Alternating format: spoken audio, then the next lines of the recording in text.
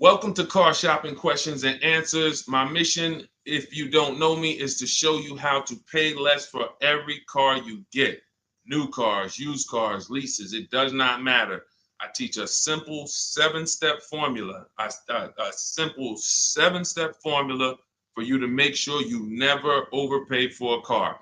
And the first step is going to be, we're going to make sure we decide whether we should be buying or leasing our next car. The question of buying or leasing your car is a question about how long you're going to keep it.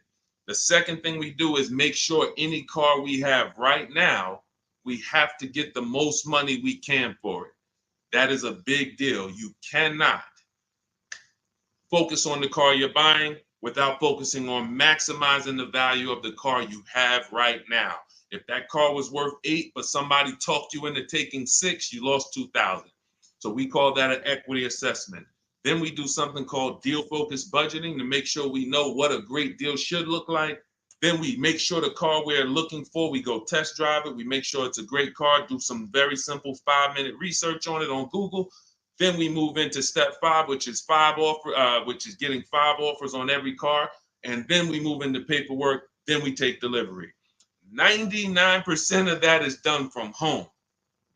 And that's why everything we teach is called Cars from Home. In fact, everything we'll be talking about is out my new book. It's a digital book called Cars from Home. It's 5-star rated. You can Google it, and you can get your copy for 75% off in the comment section on YouTube, in my TikTok bio. You will not leave the broadcast. You'll still be able to hear us.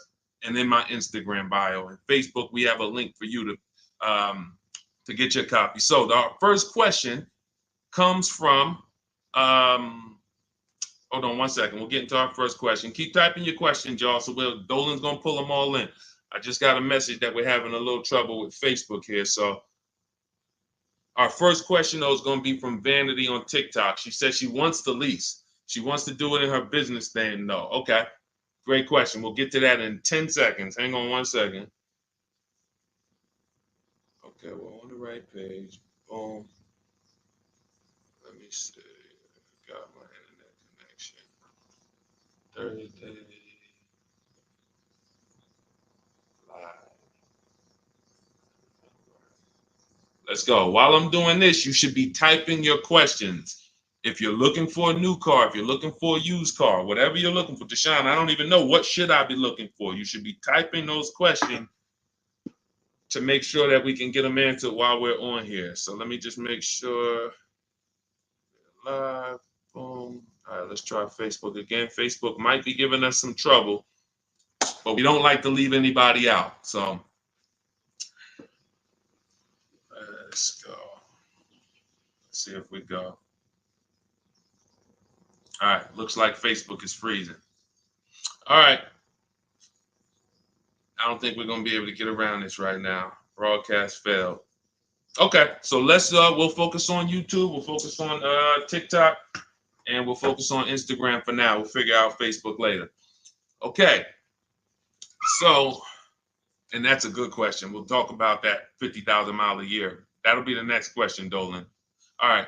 So, Vanity, you want to lease. Let's talk about who leasing is for. Matter of fact, no, you already know you want to lease. So let's focus on what you talked about, want to put it in your business name. So I used to work for Mercedes. Some of you may know that. I used to work for Mercedes for 5 years. I worked for General Motors for 5 years. That's where I started my career. And then I went to Mercedes. I worked there for 5 years. Now, we had a lot of people getting cars in their business name, realtors, people who use the car for business. And then you had commercial leases. Then you had people who did like big business. They were putting cars in their business name and they needed commercial financing. General contractors, electricians, things of that nature. Most people, that's not going to be you. You're like the realtor. You are using your car and you're trying to see, well, can I put it in an LLC? Now, here's the problem that you need to make sure this is not you. We've never seen a day where anyone can come on and make a video, and if that video scratches the people's ear, if it's like, oh, that sounds like something I want to hear, then it could do well, and it could be totally wrong. So we have people telling people you can put cars in your business name, but the car is not going to be used for business. And here's the problem. When the IRS comes to audit you, they're not going to be around. So what you need to make sure of is if you are putting your car in your business name, you're actually using it for business.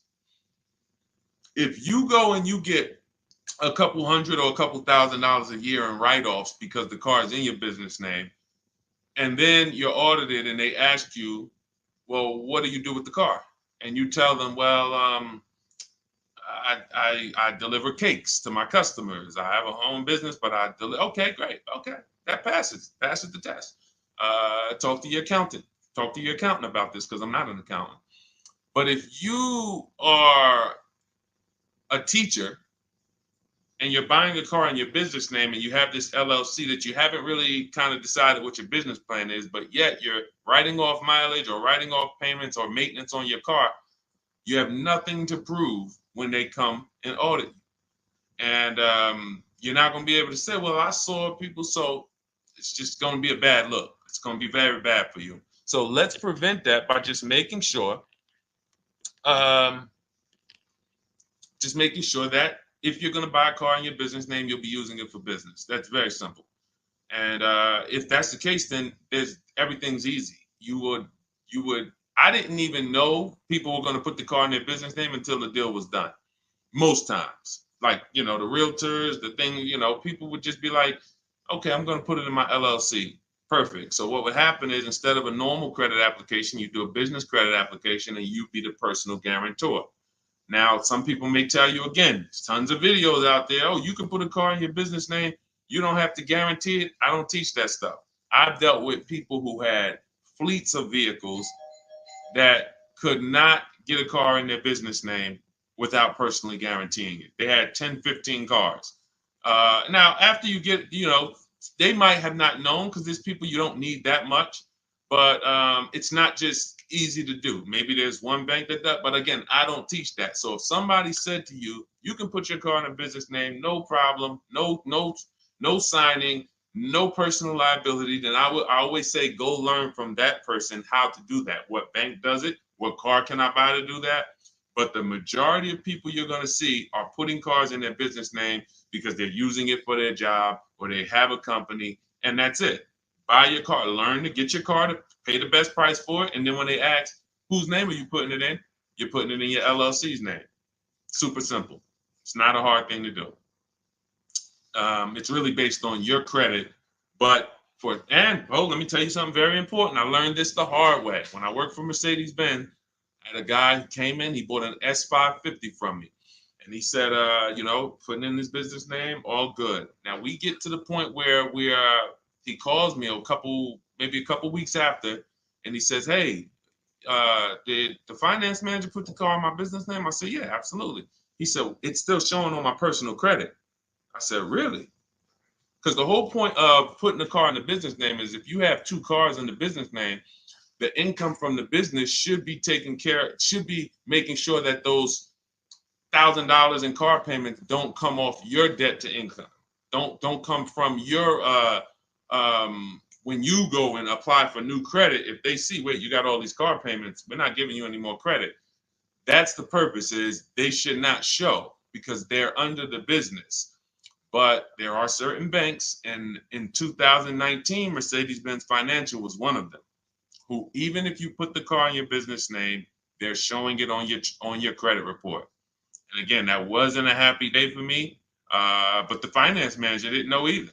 So it wasn't even like, it was like, so I've been telling everybody since then, if your goal is to put your car in your business name so it doesn't show on your personal credit, make sure you talk to a finance manager that works in that brand and you make sure that it is not going to show, because sometimes it does.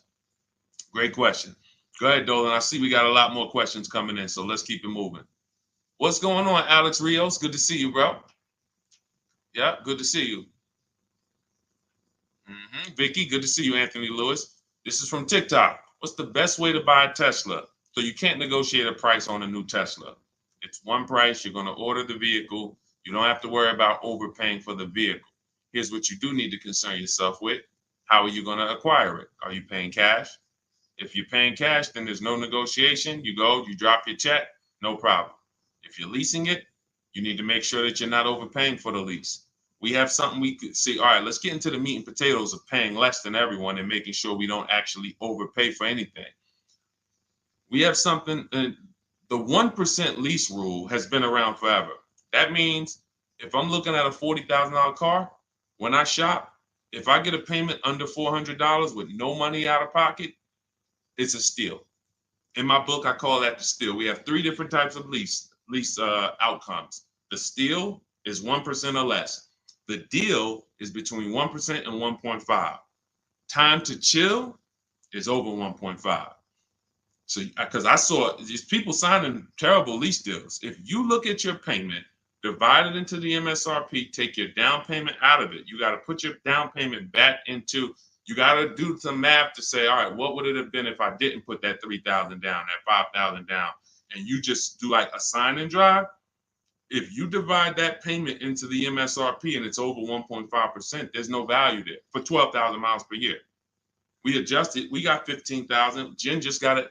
She just got her 18,000 mile a year lease because we do high mileage leases. That as long as we still have a great deal, there's nothing wrong with, oh, I shopped my best offer. It was 1.1 or it was 1.2 or it was 1, and then I adjusted the mileage, and now it's higher, but still it's a deal because you have to have a deal before you adjust your mileage.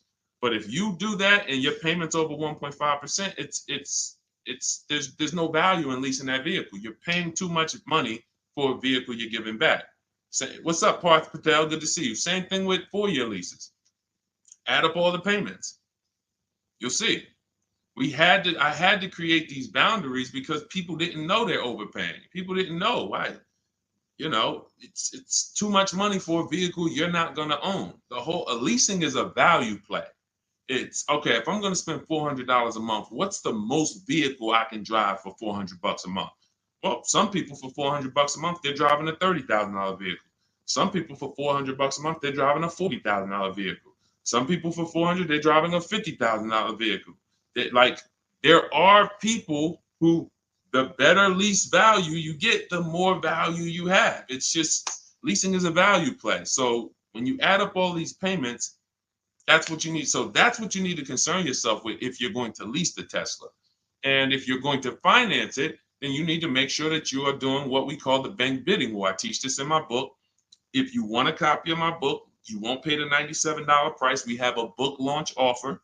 It's 75% off. You can get your copy in the comment section on TikTok, on YouTube, or in my TikTok bios, or in my Instagram bio. It'll be in your inbox in literally 2 seconds. In fact, as soon as you pay, on that thank you page, you get 2 very important things. One is the link to open the book. I also email you a copy.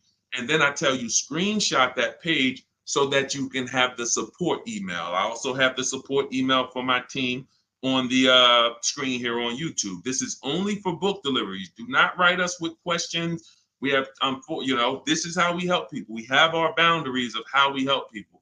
I don't take questions from email. That is to make sure you get your book, just in case you type your email wrong.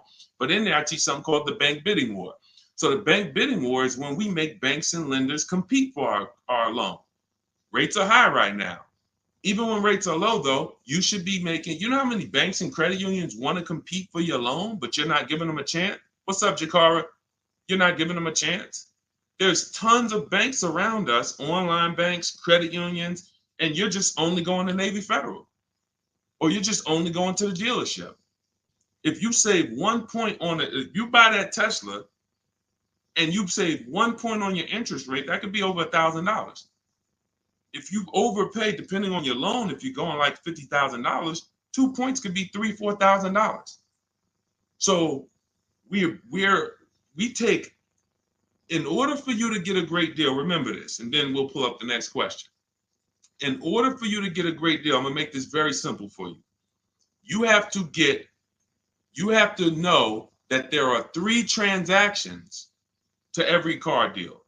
Not every, but if you have a car to replace, when you trade a car to a dealership, that's 1 transaction.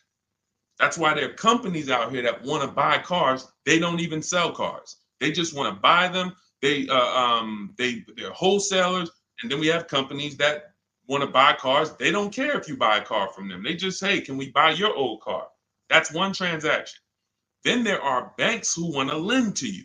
They don't sell cars. Hey, if we could just, can we just get in on your loan? Will you give us a chance to? That's another transaction. And then buying your car from someone, that's a third transaction. So in order for you, so when you say, all right, I need to make sure I guarantee I got the best deal, then you need to start doing what we do, which is understand there's 3 transactions and bid each one out. You can't negotiate your way to a great deal, but you can bid your way to a great deal. We get tons of bids when we're selling our cars. People who come, look at our car, looks great. They go to the accounting department, write a check. Here you go. Enjoy. Then we bid out our bank, our loan. Hey, and they allow you to do this. The dealers don't want you to know this. The banks don't even want you to know this. The banks really don't want you to know this. They allow you to bid out your loan. You can have 15, 20 lenders within a certain period of time. We do it. It takes us 2 days. Once you get your car, you can have multiple lenders access your credit and give you loan offers. Multiple lenders. That doesn't mean you go to dealership to dealership to dealership and let them all run your credit. That's not rate shopping. That's car shopping. That when they look at your credit report, they're like, okay, this person's going to every dealership they can and just letting everybody run their credit. That'll drop your credit. But finding a car, locking it up, in your case, it's going to be a Tesla, if that's where you go, and then coming home and saying, okay, now let me let Chase run this. Now let me let community credit unions get a shot at it. Now let me let Navy Federal. And hey, now let me let Lightstream. And I have resources I recommend in my bank. I'm in my book. No one pays me. None of these companies pay me. I hold myself to being a journalist in the purest sense. No one's paying me to get mentioned. This is who we use. This is who I use. So we have to know who these companies are and give them a shot at our business.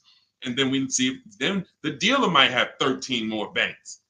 Then some people would say, oh, I don't let dealers run my credit. Well, you don't realize something. Dealers have tons of leverage with banks. Dealers can call because they give banks millions of dollars in loans a month. So they can call if they're trying to beat a rate. If you come in, hey, this is my rate, 6.2. Oh, listen, I need to beat this rate. The problem is when you go and let them be your first offer. So when you get your Tesla, if that's what you decide to do, you need to make sure if you have an old car, you're bidding that out. CarMax, Driveway, Carvana, Kelly's Blue Book Instant Cash Offer, AutoNation, and Car Gurus, 6 offers in 20 minutes. Competing offers. CarMax, I'm going to say that again. Listen, everybody who's been on the stream, again, if this is your first time here, type the number 1. But even if you go credit union, see, understand, somebody said go credit union. If you're not making people compete, you can't. If you came out your credit union and you said, all right, I just got a loan here. If I said, hey, bet me $1,000 you couldn't get a better rate, would you take the bet? Probably not. Because you only let one person have a shot at your business. You don't know if this other credit union could have beat that. You don't know if Chase Manhattan could have beat that. You don't know if you did. There's 20 people that want to do business. So just to go in and say, all right, well, that's the credit union, I'm going to go with them. If they win the bid, then they got the business. But welcome to the first time people. What we do here is we bid. And you're going to learn that that's the easiest thing in the world. That's why car shopping from us. Look at people like Tote, BMW, $54,000 BMW, $690 a month, 1.26. She did it from home. Did it from home. Ended up saving $8,500 off, including the rebate. $8,500. Look, Benita, during the pandemic, I would love to honestly get someone on here who leased a Kia Telluride during the pandemic. I would love to see if your paperwork, if you did a no money down deal, I guarantee you're paying $800 a month, 700, 800, potentially 900 a month. Bonita got hers for 600 a month. Look, I always keep hers because some of you say, Deshone, when is the market going to get better? We've been making below market deals when there was blood in the street. That's it. As long as you know how to make people bid, you're going to get below market deals no matter what the market does. That's what, type a light bulb or type dollar signs if that clicks. The market wants you at the mercy of it. The market wants you thinking, well, all right, I think I'm gonna go in, Labor Day. All right, I know the holidays are coming up. That's marketing. They want showrooms full of people coming in thinking there's better deals this day, but there's not better deals. There's more competition for you. You have less room to negotiate when it's full, because the car sales people, when you start asking for too much money off, they're going to just escort you out because there's going to be a line of people behind you. Listen, Mr. Jones, hey, I'd love to do business with you, but we got people walking out the showroom. It's it's a busy day. We don't have enough salespeople. This is the best offer. It's less leverage when you go in there on a weekend. It's less leverage when you go in and the place is full. It's all perception. They're ringing bells.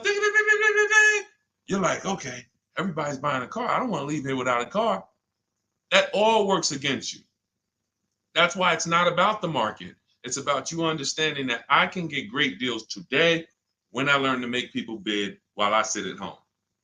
And that's what I want you to get in my book, Cars from Home. It's a digital book. The reason it's a digital book is because I updated Vroom went out of business earlier this year. Had to update the book. Had I mailed you a copy of that would be irrelevant. But as soon as something happens, we go into the master file, update it. You got the new book. Vroom's gone, and you never even knew Vroom was there if you just got it. That's the whole point. Now you can get your copy. You can pull up the next question, Dolan. YouTube, I have a link for you. It's only good for 30 minutes, though. I'm not putting the welcome offer out there indefinitely because I'm incentivizing you to take action. The book is normally $97, worth every dime and more. That book is going to be one of the most valuable books to your bank account you ever bought. But as part of our welcome offer, you can get it for $97. You can get it for 75% off in my TikTok bio, in my Instagram bio. Go there now, get your copy, come back to the stream. Make sure you save the thank you page because that's where your book is. I'll email you a copy as well. And that's where the support email is, just in case you look in 10 minutes and that book's not there. It's usually because there's a typo in your email, but you'll have the support email so my team can get it for you. Okay, go ahead, Dolan. Shoot the next question up, brother. Okay. And could everybody who's enjoying the broadcast share this with one person? I appreciate you. Gail from YouTube, how are you? Should age be a factor if you lease or finance? That's a great question. Oh, she's 70 years young. No, it's only a matter of how many years you're keeping the car. I'll give you an example. Felicia came in she started working with us, pandemic. I might have a picture of her BMW she got. She never thought she could afford a BMW because who knows how every $5,000 on a car loan is about how much per month. And this is why you'll understand leasing, if you're not keeping your cars 8 years, is going to allow you to drive cars that you didn't think you could drive before. I had 4 Infinities that I leased. Before I bought this Infinity truck, I had 4 that I leased. And I know I'm talking to some people and you're like, Deshone, I was taught never lease cars. If that's you, be honest. Type I was. Type, me or I was. You were taught never to lease.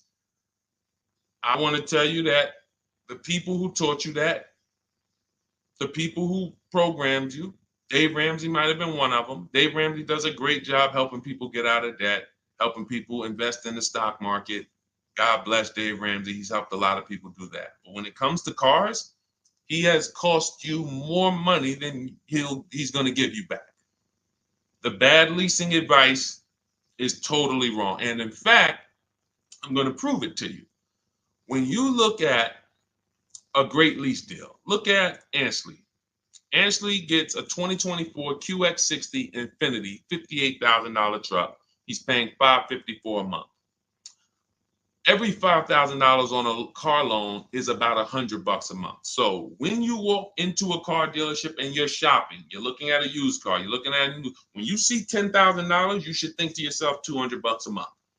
You see, oh, I see you asking 25 grand for that. You should think $500 a month. Oh, that's a $50,000 vehicle, $1,000 a month. Because here's why that thinking will protect you, because that's based on a 5-year loan. The max I'll ever recommend you go is on the 6 years. You can go 6 years. But anything longer than that, now you're in the 40-year mortgage category. What do you mean 40-year mortgage? Who didn't know that there were 40-year mortgages available? I'll do you one better. Did you know there's 50-year mortgages available? Did you know that? Who right now would sign up for a 50-year mortgage? Anybody? We got a bunch of smart people on here. Anybody signing up for a 50-year mortgage? No? Okay, I didn't think so. So when you go in and you see $1,000 car and you say, all right, every 5,000 is $100 a month. That's going to cost me about $1,000. If you go in there like a lot of people do, and this is again, look, I gotta break the bad news to you. I know that some people like Deshone, I don't like bad news, and you're not gonna like what we do here. That's just it. But here's the thing: I don't leave you there. I give you the bad news to try to show you how much money you're losing, so that you can actually snap into it and get serious about this and start winning the way we win. If I just come to you and say, you're doing so good, your car deals are just so good, that used car you bought, man, you really paid a great price for it. You really got a quality car. You got a below market deal, but let me help you do better. You'd be like, no, I'm actually doing good. I have to come to you and let you know that if you don't know the new price of the used car you bought, you don't know how much it was when it was new. How do you know how much discount you saving? All of these things that is like bad news first, that's what we got to do. So when you say if you don't know that every 5,000 is $100 a month, here's what you do. You go into the dealership and you say, all right, you look at the same $50,000 car that should register at about 1,000, and you say something like this. Could you get that to like 700, something like that? Okay, how much money could you put down? I could probably put down like 10. Okay, even if you put down 10. Now that should, in your mind, if you went from that 50,000 to 40, you should be like, okay, well, even if I put 10 down, I'm still going to be around 800. But here's what they're going to do. They're going to put you into a loan that's so long, you're not going to even realize it. And I've had people come to me with cars and they're like, D, man, I think I'm ready to switch this car, man, but the dealer telling me I can't get out of it. I said, all right, how much you paying? All right, payment's not too bad. All right, you know how many years, how long is the loan? Oh man, I ain't even asked. Okay. You already telling me where we're going. This is gonna be bad. Man, you in a 96-month loan. You in an 84-month loan. That's what not having these things in mind becomes. So going back to Ashley here, if he walked in to get that same 2024 Infinity that he just leased for $554 a month with, look, first month's down, first month payment, he gave him $554, drove off in an almost $60,000 car. That would be $1,200 a month almost. $1,200 a month. I told you, 4 leases I had. If just Infinities. I had a G62 and then I had a Jeep Grand Cherokee as well. But 4 Infinity leases, these were $40,000 cars I was driving for under $400 a month. Cars that would normally cost, cars that people are out here paying $700, $800, $900 a month for. Because they believe the never lease a car lie. They believe, oh, leasing is renting. Okay, well, I'll be renting for 3 years and then I'm gonna go and switch it up, do something else, keep all this money in my household. You go ahead and do that. Oh man, the car broke down. Man, yeah, man, it's 5 years old. Now, oh, you don't have a warranty? Nah, the warranty just expired. All right, man, listen. You go ahead and do that. That's why I say to people who you believe they owe you money. Just learning about deal structure, you'll be like, that's why I tell you, you can't get a great deal if you should have leased what you bought. So, Gail, to answer your question, no, has nothing to do with age, has everything to do with you asking the first question in my book, the most important question, which is, how many years am I going to keep this next car? That's the question you ask yourself. If y'all are enjoying what you're seeing on TikTok, could y'all keep tapping the screen, run those likes up? Can we get those likes over 1,000, 2,000? Let's just run the likes up if you're enjoying what you're hearing. That's the issue. You always ask yourself, this is the question you ask yourself, all of you who are car shopping right now, how many years am I keeping the next vehicle? And if it's 8 or more, then you're going to shop for a below market purchase, new or used, depending on your budget. If it's less than 8, if you're like, I'm honest, man, I don't think I'm going to keep this thing 8 years. You should be shopping for a below market lease, and it's not even close. It's not even close. All right? Doesn't have anything to do with your age, Gail. Go ahead, Dolan, shoot the next one up. All right. Great questions today. Keep typing your questions, y'all. We'll get to as many as we can before the stream ends. All right. This one's from YouTube. I drive up to 50,000 miles a year for gig work. I would like to lease. Here's the problem. High mileage leases are a thing. So we get a chance to dispel a myth right now, which is, that leasing, they limit you on mileage. You choose your mileage. Most vehicles will write you a lease contract up to 30,000 miles per year.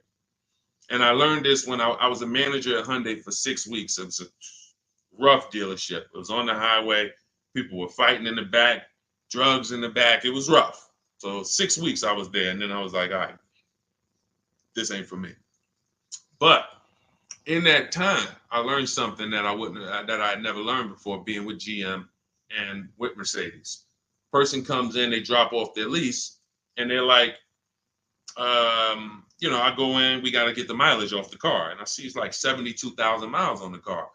And I said, wait a minute, hold on. You lease this? He said, yeah, I always lease, because every time I used to buy my cars, I come back 3 years, 4 years, I always had tons of negative equity. I had to write a big check or roll that over, which I know because this is what I was doing with my clients. Every single car, hey, you got like $8,000 negative equity. You got to roll that over.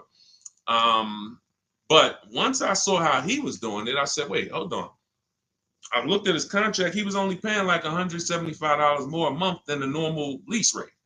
Literally $175 more per month. He gets 25,000 miles a year.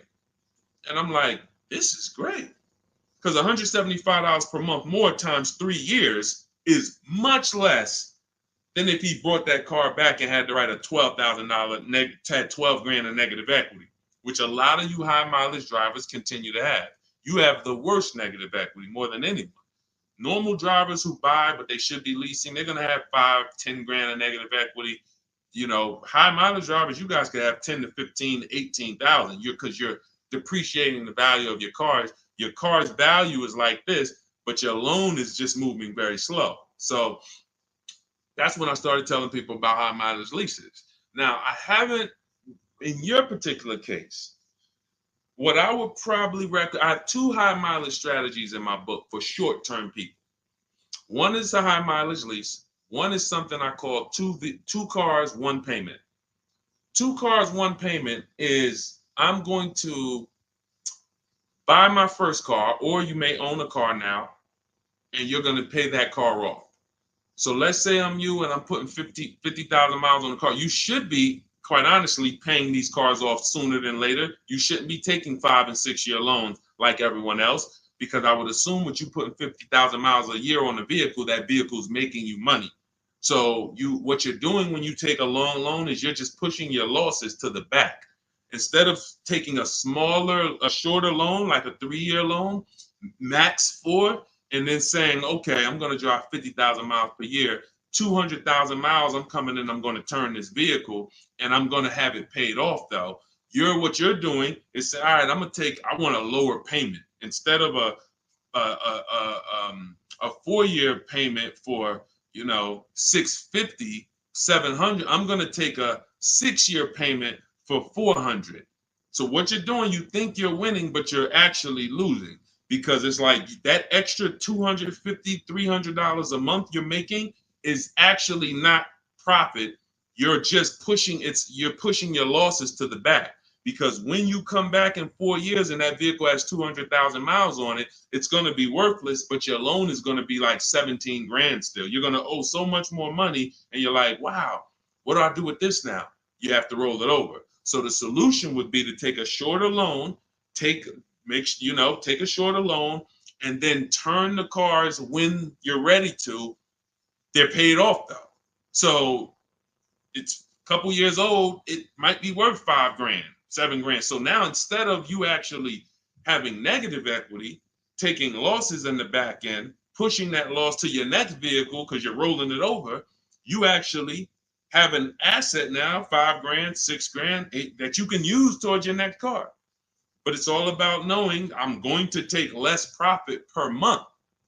I'm not going to take the most profit per month and think that I'm going to be able to do this. So now, if you say, if the 2 cars, 1 payment strategy is, you would actually pay off 1 car and then you lease a nice car.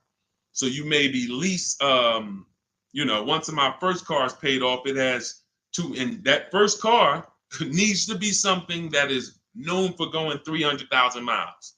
Literally, very, very important. That first car, you need to, it's Honda, Toyota, something that you can look at the records and say, yeah, these cars go 300,000. Because once you actually get that 300,000 on that car, you still may want to keep it because it's highway mileage. It's highway mileage. So I'm gonna have my car that I put my mileage on. I'll put maybe 25,000 on that Honda a year, or even 30,000, and then I'll have my lease that I lease for like 15,000 miles a year, or 20,000 miles a year. And then I got my nice car. I switch every 3 years, and I got my lease car. I got my mileage car to balance it out. That's 2 cars. You're always gonna have 1 payment. So that's really 2 strategies for you to consider: buying a car, taking out a short loan, switching the car every 4 years or so, and not leasing. Just literally run the miles up, make your money on it, come back, do it again. But do not buy these cars and put 5 and 6 and 7 year loans on them at all. That's what most people are doing, by the way. All right. Go ahead, Dolan. Great question. Great question. I love this stuff, man. I love this stuff. Kino, I see you. Armando Lara, if you're enjoying the stream, type $signs.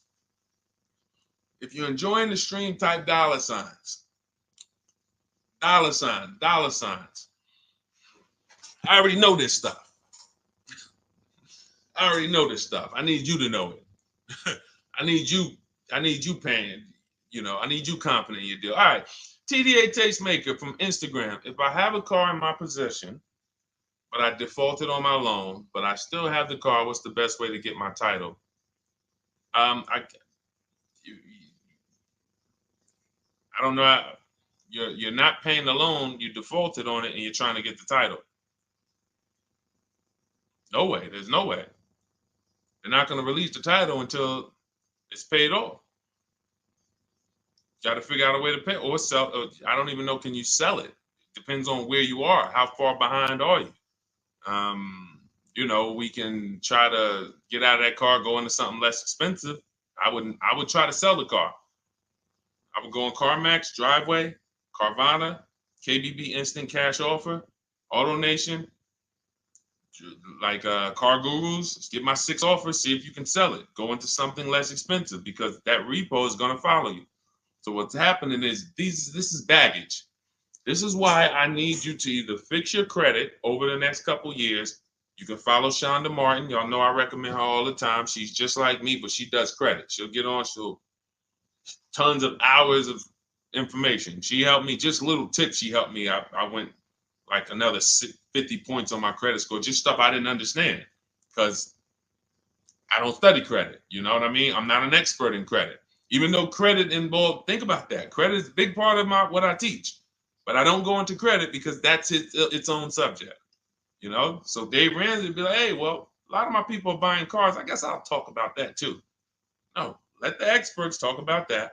You go find the experts and bring them to your people. So I always say, I don't talk credit, follow the experts. But when there's negative equity and bad credit affect your car deals. So the mission is, how do I make deals without negative equity? You got to know the cause. You should be leasing, but you keep buying. You should be shopping for below market leases, paying cents on the dollar, but you keep buying. Second cause, the second thing affects your deal is bad credit. So we got to make sure that we are working on our credit, and until your credit is fixed, you should be driving something inexpensive. Get the least expensive car you could afford.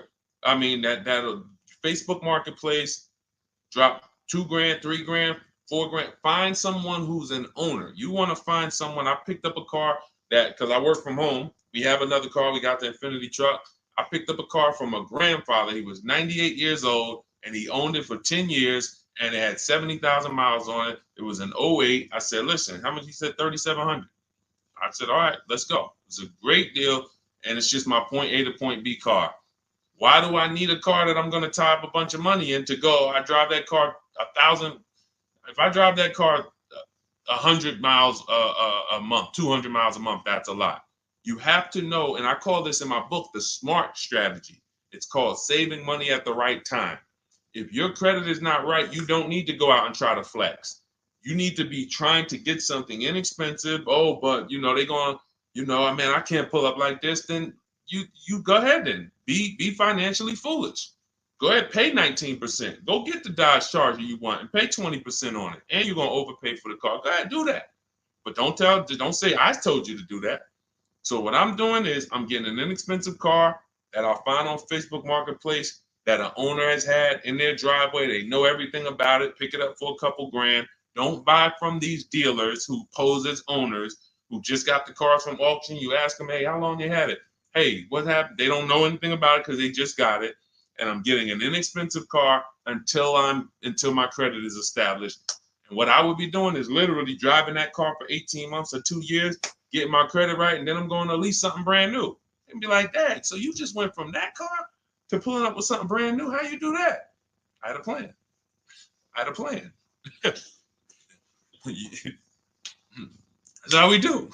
So all of this, everything I'm teaching is out my new book. It's called Cars from Home, 7 Steps to Saving Time, Money, and Avoiding Dealerships. It's normally $97. You can Google it. It's 5-star rated. I think we have, how many ratings do we have now? I think we have, thank you to everyone who's reviewed the book, who's rated it. I appreciate it. 58 ratings. Appreciate it. You can read what people say about it. You can see how they've used it. You can see everything. So you won't pay the normal $97 price. If you go to my TikTok bio, as long as you get there before that timer hits 0. If you went to that page and that timer started clicking, once it's 0, it goes back to $97. You won't get the 75% off. So go back, get your book, and then you can come back to the stream. But make sure when you get your book, you save the thank you page so you can have the support email just in case your book doesn't hit, you usually type your email wrong, you type in too fast. We'll make sure you get it. And then on YouTube and Instagram, you go to my bio, get your copy. YouTube and Facebook, we have a comment for you in the link. We have a link for you in the comments. Next question, Dolan. Go ahead, man. This one from Instagram. I'm doing a regular lease. I need help. Can you explain the 1.2? Okay. Can you explain the 0.125 APR again? Should that be close to my monthly payment? Can you help? I'm trying my best, but they're trying my patience. So, first thing you're going to understand is the 1% rule. All right. When we go out to lease a car, in our deal focused budgeting step, this is something in our step 3 in my book. It's 7 steps. It's called deal focused budgeting.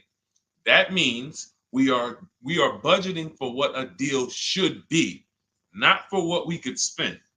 So if we're looking at a car that's $40,000 and we're like, okay, I'm going to shop for that car.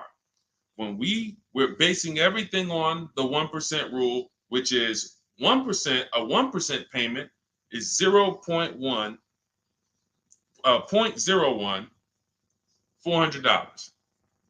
So you take the MSRP, $40,000 times 0.01, $400. That's the 1% lease deal. Anything lower than that, now you don't get these deals by negotiating. We get multiple offers. Some people are like, Deshone, I can't get no deals like that. Well, we got tons of them. If y'all want me to show them to y'all, we got tons of them. But anyway, that's a steal. That's not a deal. I call that a steal. Anything less than this, you stole a vehicle. Now, the 1.5% rule, which is 40,000 times 0.015, that's the max. That's the max. We're not going higher than that because once you add that up for 3 years, 36 months, 21,600, that's right around the cap of where we're gonna, because you got 40,000 plus taxes and everything like that. So call it around 43, 45. You want to pay no more than like 21.6 over 3 years. That's the cap. And if that's the best offer, it could be the lease program. They don't have much support. They got a high money factor. They got not much rebates, high demand, whatever it may be. But once we get 5 offers, if it's over 1.5%, we don't get those cars. So now what this person's asking about is that middle point, which is 0.0125. So we take the 40,000, we say 0.0125, that's going to be 500. So anywhere under 1.5 is a deal. Anywhere under 1.5 is a deal. The lower it is, the better it is, the more value it is. But the lower it is, how does it get lower? You're not negotiating it lower. You're getting once you see all your offers, if your offers, and again, I don't know your name because it's not on here, but if your offers aren't $175 to $200 a month difference, then you didn't shop right. When you're looking at those 5 offers, thank you. I see everybody sending gifts on TikTok. I appreciate it. I forgot. And can y'all double tap the screen? Just get those. Can we get to 1,000 likes on here? Can we get to 1,000 likes on here? Can we double tap? Can we just keep tapping the screen? If y'all enjoying y'all spending time with us, can y'all help us get to 1,000 likes? Appreciate y'all. So this is where this is a midpoint. But here's what you don't do. You do not go into the, y'all done flew. Y'all about to fly past 1,000. Look, on 10 seconds. Shout out to TikTok. Appreciate y'all. All right, so you don't go in a dealership and say, oh, well, get me to this. I want to be at 1.25. I want to be at 1.5. No, you don't do that. Because here's the thing. Ansley, he got a 1% lease deal on this Infiniti. Look, Jen on her Subaru. She just on her Honda CRV hybrid. She got a 1.3 lease deal, $512 a month, $40,000 vehicle. You don't go in and say that. You shop the offers from home, and if y'all want to do it manually, you can talk to sales managers. You can try to get this done manually. We do this totally by email without talking, because I know you probably don't like talking to car dealers. Am I right? Would I be right by assuming that? So she didn't know that her lease was going to end up at 1.3 when she shopped. Ansley didn't know it was going to be 1%. Look, Kimberly got a Maserati. Let's go to some luxury vehicles, because sometimes people think, oh, well, remember, I worked for Mercedes before I came and started teaching. So the formulas are the same, whether it's a Bentley, whether it's a Rolls Royce, the formulas and the principles don't change of multiple offers. Look, Kimberly gets a Maserati. She's paying, it was a $91,000 vehicle, 92 almost. She's paying $944 a month for it. It's a Maserati Grecal Modena, $92,000 vehicle. She's paying $944 a month for it. She didn't know that she was going to save $20,000 off. This is the other post. Look, she didn't know they were going to knock $20,000 off the selling price. You don't know that. You come in, you trust the process, you get the multiple offers, and then you look at the best offer. If the best offer, whatever the best offer lands at, as long as you see a bunch of other higher offers, now you know you shopped the market correctly. You found the 20% dealer, we call them, that beats all their competition. And now there's your deal. This is for new cars and leases. Used cars, different strategy. Different, still multiple offers, multiple options, but it's a different strategy. That's in my book too. But I want to make sure you understand this. That is how you do it. The 1.2%, 1.25 is just a middle ground. But when you shop your offers, just make sure they're all under 1.5 and then pick the best one. If the best offers is over 1.5, you got 1.6, 1.7, 1.9. That's a bad lease program. That means there's no support there. As long as you see a spread, if there's no, like, man, all of these offers are over 1.5, it's a bad lease program. High interest rate, probably terrible residual, no rebates, no incentives. That dealer who's the lowest is discounting the car. It's not their fault. They can't help the lease program. So the better you get, the better the lease program is. When you shop, you'll be closer to 1. The tighter the lease program is, when you shop, you'll be closer to 1.5. But as long as you're under 1.5, it's great value, much better than buying, paying cents on the dollars. It's a win. All right. Go ahead, Dolan, shoot the next one in. And I think y'all see, I have to answer these questions thoroughly. If y'all will want me to zip through them, let me know. Type zip or type either Z for zip through or D for details. Because listen, I'll run it however y'all want it. If y'all want me to do these quick, don't go into the details, just kind of give us the zip answers, then I'll do that. But I see a lot of people talking about, okay, they want it in detail. Perfect. That's what I thought. So we're gonna keep it going that way. Now, T, on TikTok, you said, "Can you do my deal for me?" So here's the thing. People say, "Deshone, can you come to the dealership with me?" I don't go to dealerships. That I'm trying to get you not to go to dealerships. So, but we do have a look. If you can go to my TikTok bio, you can see there's a button there that says "Shop with Deshone," and you can see if you qualify to shop with me. Because everything I do is from right here until we go test drive. Until we go test drive. So, but if you want to learn how to do what I do right here, and you want to do it together, go see if we qualify to shop with each other. I don't shop with everybody though. I can't. So go there. That's a separate thing. And let's go. I think we got time for a few more. This one's from Instagram. I'm looking at a 2024 Mazda CX-5, $39,445. I see a fee listed. What is silent security? That's what 80% of dealers do. See, don't try to change 80% of dealers. They are going to actually charge you as much as they can. When you negotiate with them, they're going to say, "This is my best price." They're not lying to you. That's their best price. That's not their competition's best price. So when you're sitting at home, unfortunately, I think you could be from this mindset. Deshone, aren't all the Mazda dealer prices the same? There are people who think that. There are people who think like, okay, it's like the Apple Store. Like Apple Store next to me, Apple Store in Santa Clara, California, Apple Store in here, it's gonna be, these are all the same price. I'm gonna just deal with who's closer. It's like McDonald's, right? Same price here, let's go to the closest McDonald's. Nope, it's totally different. These are competitors. These are competitors, individually owned franchises. They compete against each other and they try to beat each other, which is why when you get to a dealership, what don't they want you doing?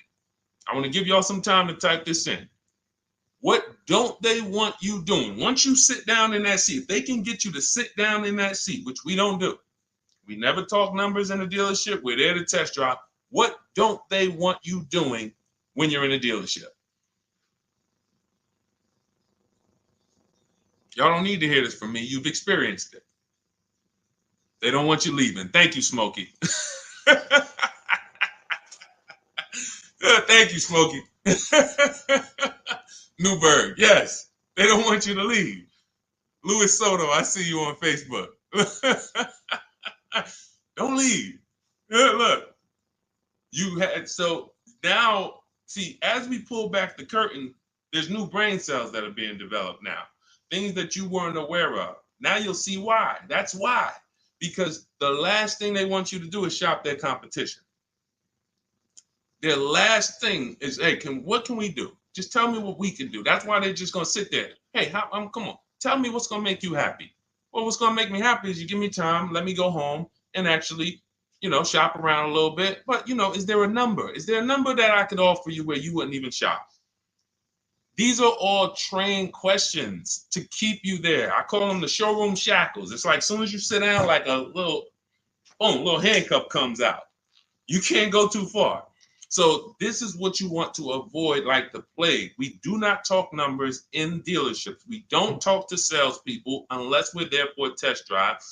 These are things that everybody who I'm sharing with you, from Greg to Danielle with her Audi lease, Eddie on his pre-owned, on his Toyota, got a brand new Toyota last year, still during the pandemic. It was still, look, he said, I shopped around. I was able to get everything I wanted, plus more, $2,086 under MSRP in a 1 week window. 1 week. So this doesn't take a lot of time. Some of you like, Deshone, well, I only got a couple days. Could I make a deal in a couple days? Look, not even Eddie. I'll give you one better. Look at Ansley. Ansley's got his, Ansley, look, on his 2024 Infiniti, he said, look, I started the process Saturday. I accepted a deal Monday. I need you getting these deals in 90 minutes. 90 minutes. I have never gotten any car that I ever got spent more than 2 hours on the whole process. Never. From home. Now, I want you to spend more time than that shopping. Shopping is deciding what you want. Going test driving, going seeing cars, seeing options, looking at cars, deciding that. No rush on. We don't let anyone rush us on that. But when it comes time to get the below market deal, 90 minutes. We got the internet. Why should it take me more? We do everything we do. So look, 2 days, Ansley did it. This is what you have to do. Like, get out of that old process of being trapped in dealership and realize, Messing King, the dealership you're looking at is just one of many. The whole area around us is one big marketplace. If there's 25 Mazda dealerships around us, you're going to know. I'm talking to all of these people. They're fighting for my business in my email. They blowing my email up. They all want to sell me a car, and may the best dealer win. It's empowering. It's beautiful. So everything is in my digital book, Cars from Home, 7 Steps to Saving Time, Money, and Avoiding Dealerships. You can get your copy for 75% off as part of our welcome offer. How the heck did we go from 500 likes to 3,200 likes on TikTok? Shout out to y'all. We on 2 TikTok channels right now. But y'all done blew this one up. Appreciate y'all. In my TikTok bio is your copy of Cars from Home. You'll also get the bank bidding war blueprint for those of you who are financing, and teach you how to make banks and credit unions bid, and everything step by step. You won't pay the normal $97 price. You get there before that timer hits 0. You'll get it for $24, which is 75% off. Same thing in Instagram. Go to my Instagram bio now. Before the timer hits 0, you only got 30 minutes. Get your copy for $24 instead of $97. And on YouTube and Facebook, we have a link in the comment for you guys to get yours for 75% off. All right, Dolan, let's roll with I think we got time. Let's see how many. Go ahead, shoot the next one up. Looking at the clock. I have front bumper damage on my Ford EcoSport and 3,500 negative equity. What should I do? There's only 2 things you can do to get out of negative equity and into a new car. One of them, there's 3 things actually, but one of them doesn't get you a new car. Negative equity, I call the bad credit for people with good credit. It's the only time I see people will walk in the dealership with a 750 or 800 score, they leave with no car. Negative equity stalled the whole deal. So what you want to do is you get your bids, Young King, you get your bids from these companies, CarMax. This will take you 20 minutes. This is step 2 in my book, the equity assessment. We need to know what the real equity is, what the real negative equity is, and we don't do that based on an algorithm typing in 2,000 this, and then in 5 seconds This says, oh, your vehicle's worth this. Now go fight for it. No, we get offers. So you're going to go to CarMax, Driveway, Carvana, Kelly Blue Book, Instant Cash Offer, Car Gurus, and Auto Nation. You get those 6 offers. Now, the best thing for you to do is to close the gap and pay the difference. So whatever your highest offer is, if you have the money, I will pay the difference, because none of those higher offers are going to be as good as no dealer is going to be able to get close to your highest offer over there. Now, a thing for you is if all your offers are under 10 grand, you can list that car on Facebook Marketplace. I would sell it privately if the offers are around 10. Once you get to like a $12,000 car on Facebook Marketplace, you're really limiting your options because people need loans.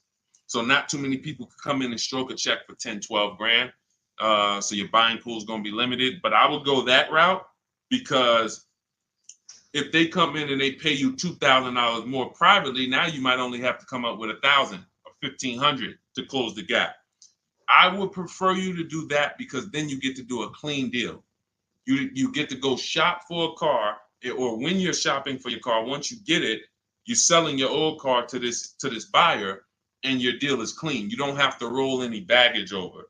Now, if you can't pay the difference, you now have to bring baggage over. And unfortunately, you have to do what we have a curse word here. We don't say it much. I don't like to use it. It's a curse word.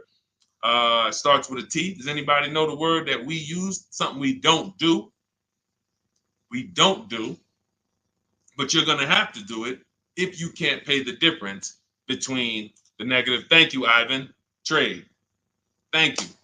I love my people. Man, listen, man. I love the people who locked in. You could tell the people who just like, man, Deshone, listen, I hear you, bro. My money's important to me. I can't be out here on a stream with you and not be getting what you're saying. Like, my money means something to me. Correct. Trade. We don't trade, because again, you're not going to get the most you can get for your item trading it. You get the most doing what I told you to do over the last 90 seconds, which is putting it on the market, multiple offers, competing, blah, blah, blah, blah, blah.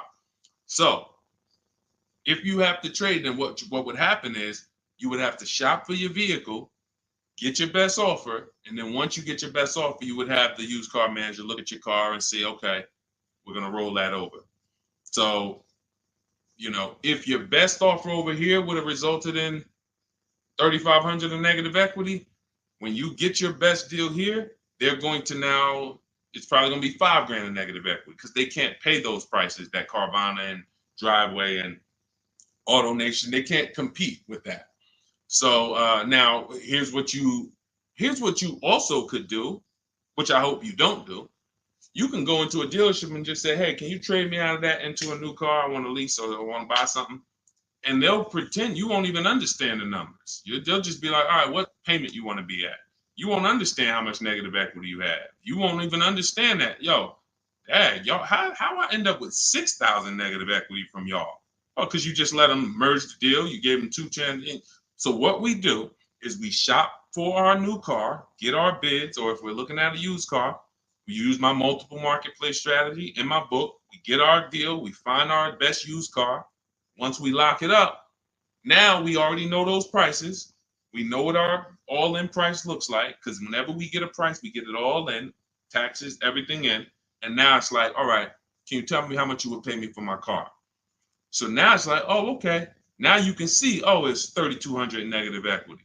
You need to see the numbers. You don't need to. I want you to see them so that no one can be pulling the wool over your eyes when it should have been 3,200 in negative equity, but they're going to turn it into 6 because you just came in and said, all right, y'all get me into a car. Just make the payment nice. So we always separate our transactions and bid them out, even if we have negative equity. That's not going to change. But in your particular case, if you have too much negative equity, you can't pay the difference. You lose the ability to bid out your car, which is a major part of what we do.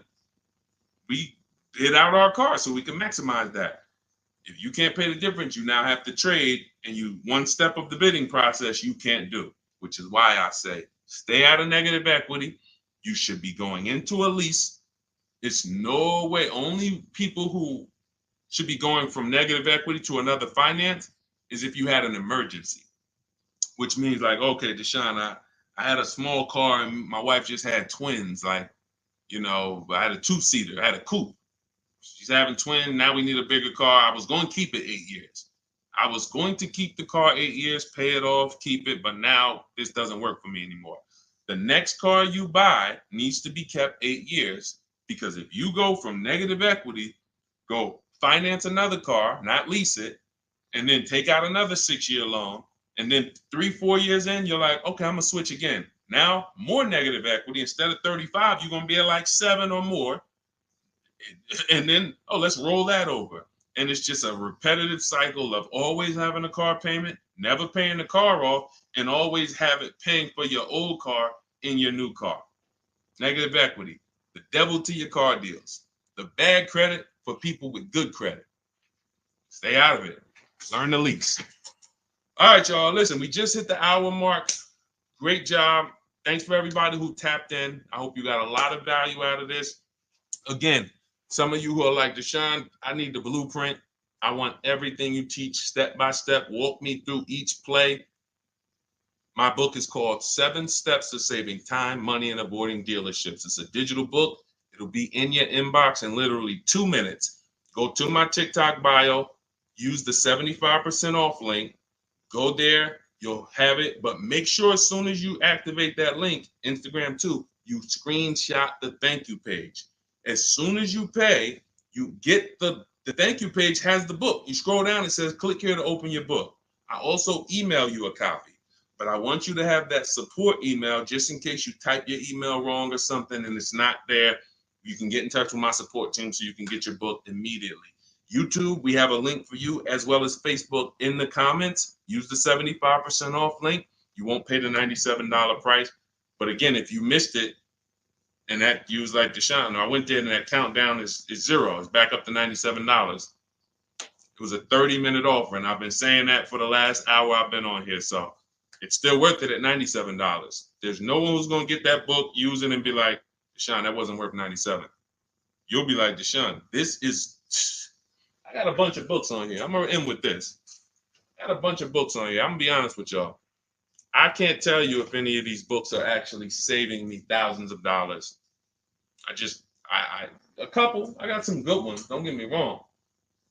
This will be a book, when you look at all the books you ever got, this will be top 3, guaranteed.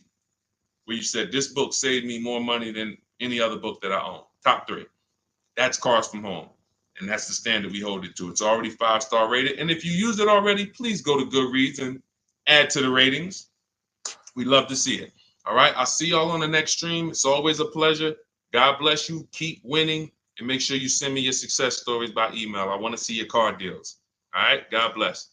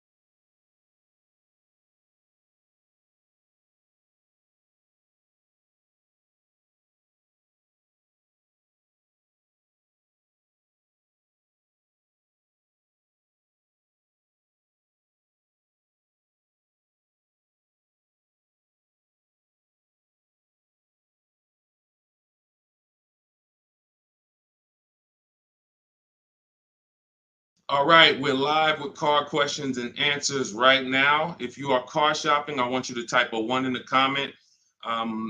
Right now, everyone's overpaying for cars. It is absolutely, it's crazy what I'm seeing right now. And as someone who spent 14 years in the car business, I cannot believe that people used to take car buying. People used to get okay deals. Back then, people weren't getting, hammered the way they're getting hammered now. But I see these deals. I get DMs all the time. People are sending me the prices they're paying, and I can't believe it, and I want to stop it. So what we'll be doing right now is making sure Anyone who's shopping for a car, I want you to start asking your question. We got our first question coming from TikTok. As you come in, share the broadcast with some, if you enjoy it, if you're enjoying what you're hearing as we talk over the next hour, tag someone in, because most likely one of the people that I'm talking about who's out here overpaying for cars is someone you know. So no, I guarantee you no one will ever be mad at you sharing my page with them. I don't tell jokes. I don't waste time. All we talk about is thousands of dollars and how to make sure you keep it in your pocket. This whole live will be sponsored by my new digital book. It's called Cars from Home, 7 Steps to Saving Time, Money, and Avoiding Dealerships. Everyone who types a 1 in the comment on Instagram and Facebook, I'm going to send you a link to get your copy at 75% off. Everyone on TikTok, you want your copy 75% off. It's an instant download. You go to my TikTok bio, you won't leave the broadcast. And everyone on YouTube, we have a comment pin for you so you can get your copy for 75% off. That's the blueprint. That's the guide. That's the step-by-step for leasing, purchasing, new cars, used cars, high mileage strategies, bad credit strategies, all step-by-step so that you can have the blueprint to make sure you're not one of these people out here that's overpaying. Okay, so first question came from Coral on TikTok. Will better incentives be coming out by December? You never know what incentives there are. People will lie to you about incentives. And in fact, when you walk into a dealership, if you ask them, do you have any incentives this month? What do you think they're going to say? Even if they don't have any, they're going to say yes. Because they're never going to say, no, we don't have any, come back next month. You'll never hear that.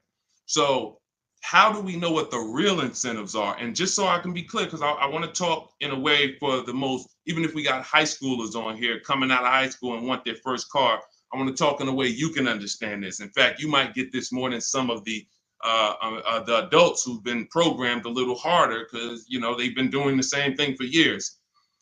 Incentives or rebates and low interest rates and anything the manufacturer puts on a car to help it sell more.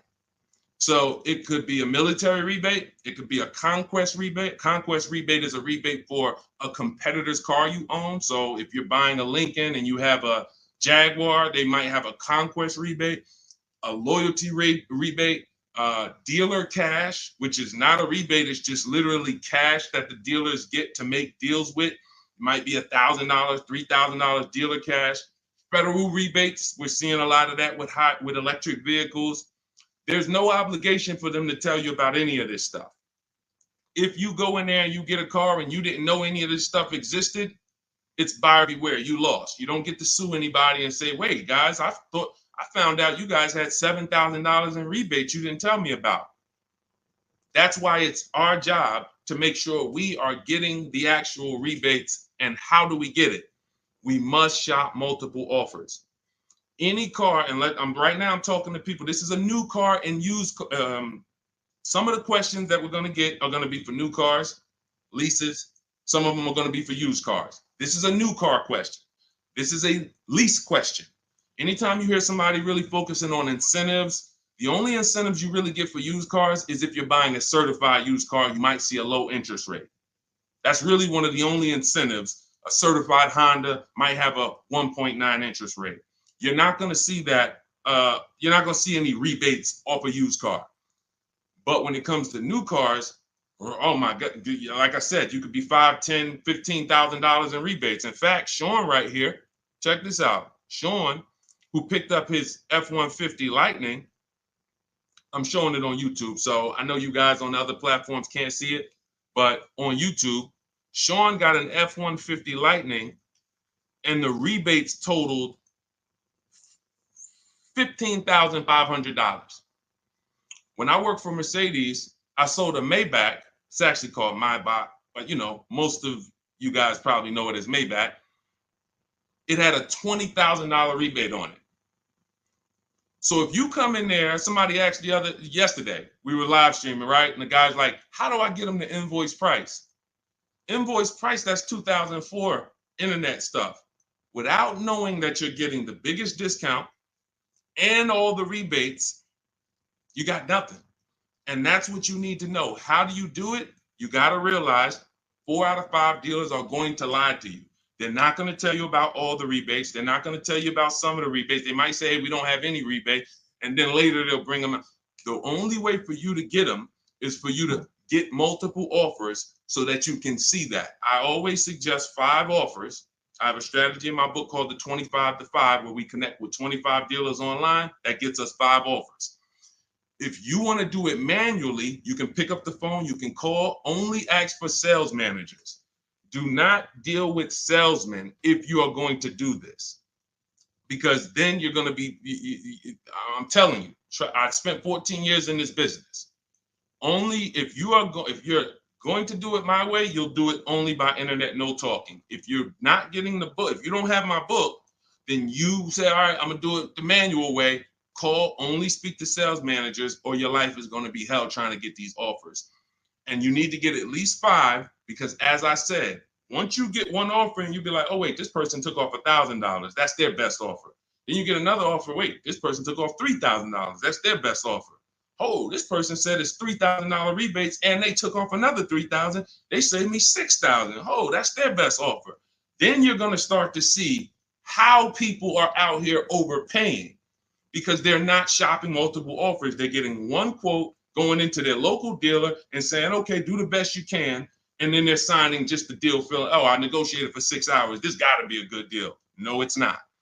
So you must, don't worry about what a day, Coral. Don't worry about, oh, the incentives will be good in December. Shop now, see what the incentives are now, and then shop them again next month and see if they change. And then in the holiday time, shop them again. But you're doing this by phone, or in my case, we do it by email. You're never going to be able to do this going into dealers. And I think for those of you if this is your first time on a broadcast with me, type first. First time you've ever been on a live stream with me, type first, because you may not be familiar with anything we teach here. Anything we teach here. And so this is going to be an unlearning process for you. I see you, Arlie. Good to see you. Okay, I see you, user 609. You don't have a name, so I see you, Nadine. Welcome. I see you, 357 Scene. I see you, I Spent Cinematic on Instagram. I see you, Just Too Blessed on Instagram. All right, well, type up everybody who's been with us for a while. I want you to type welcome to all the first-time people. I see you, Maurice Jenkins on YouTube. I see you, Libo on YouTube. Everybody who's been here before, you kind of know a little bit about the foundation, or you've been mastered this. Maybe you got cars using what we teach. Type a welcome to the first-time people, so we can let them know, welcome to the new way. Welcome to the new way. There's gonna be a lot of unlearning, but we're going to try to make it as comfortable as possible for you. But the major thing that you need to understand right up front is I teach a philosophy called cars from home, which means you can get your best offer, below market offers that no one else is getting. You can pay prices that no one else is paying without ever leaving your house. And in fact, the only way for you to guarantee that is to make deals from home, because this is where you're in control. This is where you can't let your emotions get out of control and make a bad decision. And this is where you can use the internet to talk to multiple dealers at one time and have them bid for your business. All right. Go ahead, Dolan. Everybody type your questions. We'll continue to get to them. Coral, I think you kind of got the premise of what we're, what you need to focus on first, which is, unlearning the waiting for incentives and shopping wide, talking to multiple dealers, and actually monitoring the incentives from month to month yourself. Okay, what's up, D? This is Maurice from YouTube. What's up, D? I want a pickup truck. I like the Chevy Silverado. Okay, I know you said not to lease a vehicle you like. Okay. When did I say that? I know you said not to lease a vehicle you like. So I'm getting confused on financing and leasing. Okay. Okay, let me be clear. I never said don't lease a vehicle you like. I know you hear a lot of stuff from me, and that could be you might have gotten confused somewhere. It's all good. Here's how who's ready to finally put the leasing versus buying to bed forever. If you're ready to put The leasing versus buying. All right, Deshone, I hear, should I lease or should I buy? If you just type ready. If you're like, you know what? I hear videos from you, Deshone. I hear people from, I never used to hear videos about leasing 3 years ago. Now all of a sudden everyone's talking about, hey, you should be considering leasing, ready to consider leasing. I love numbers. And I love making the numbers easy for you.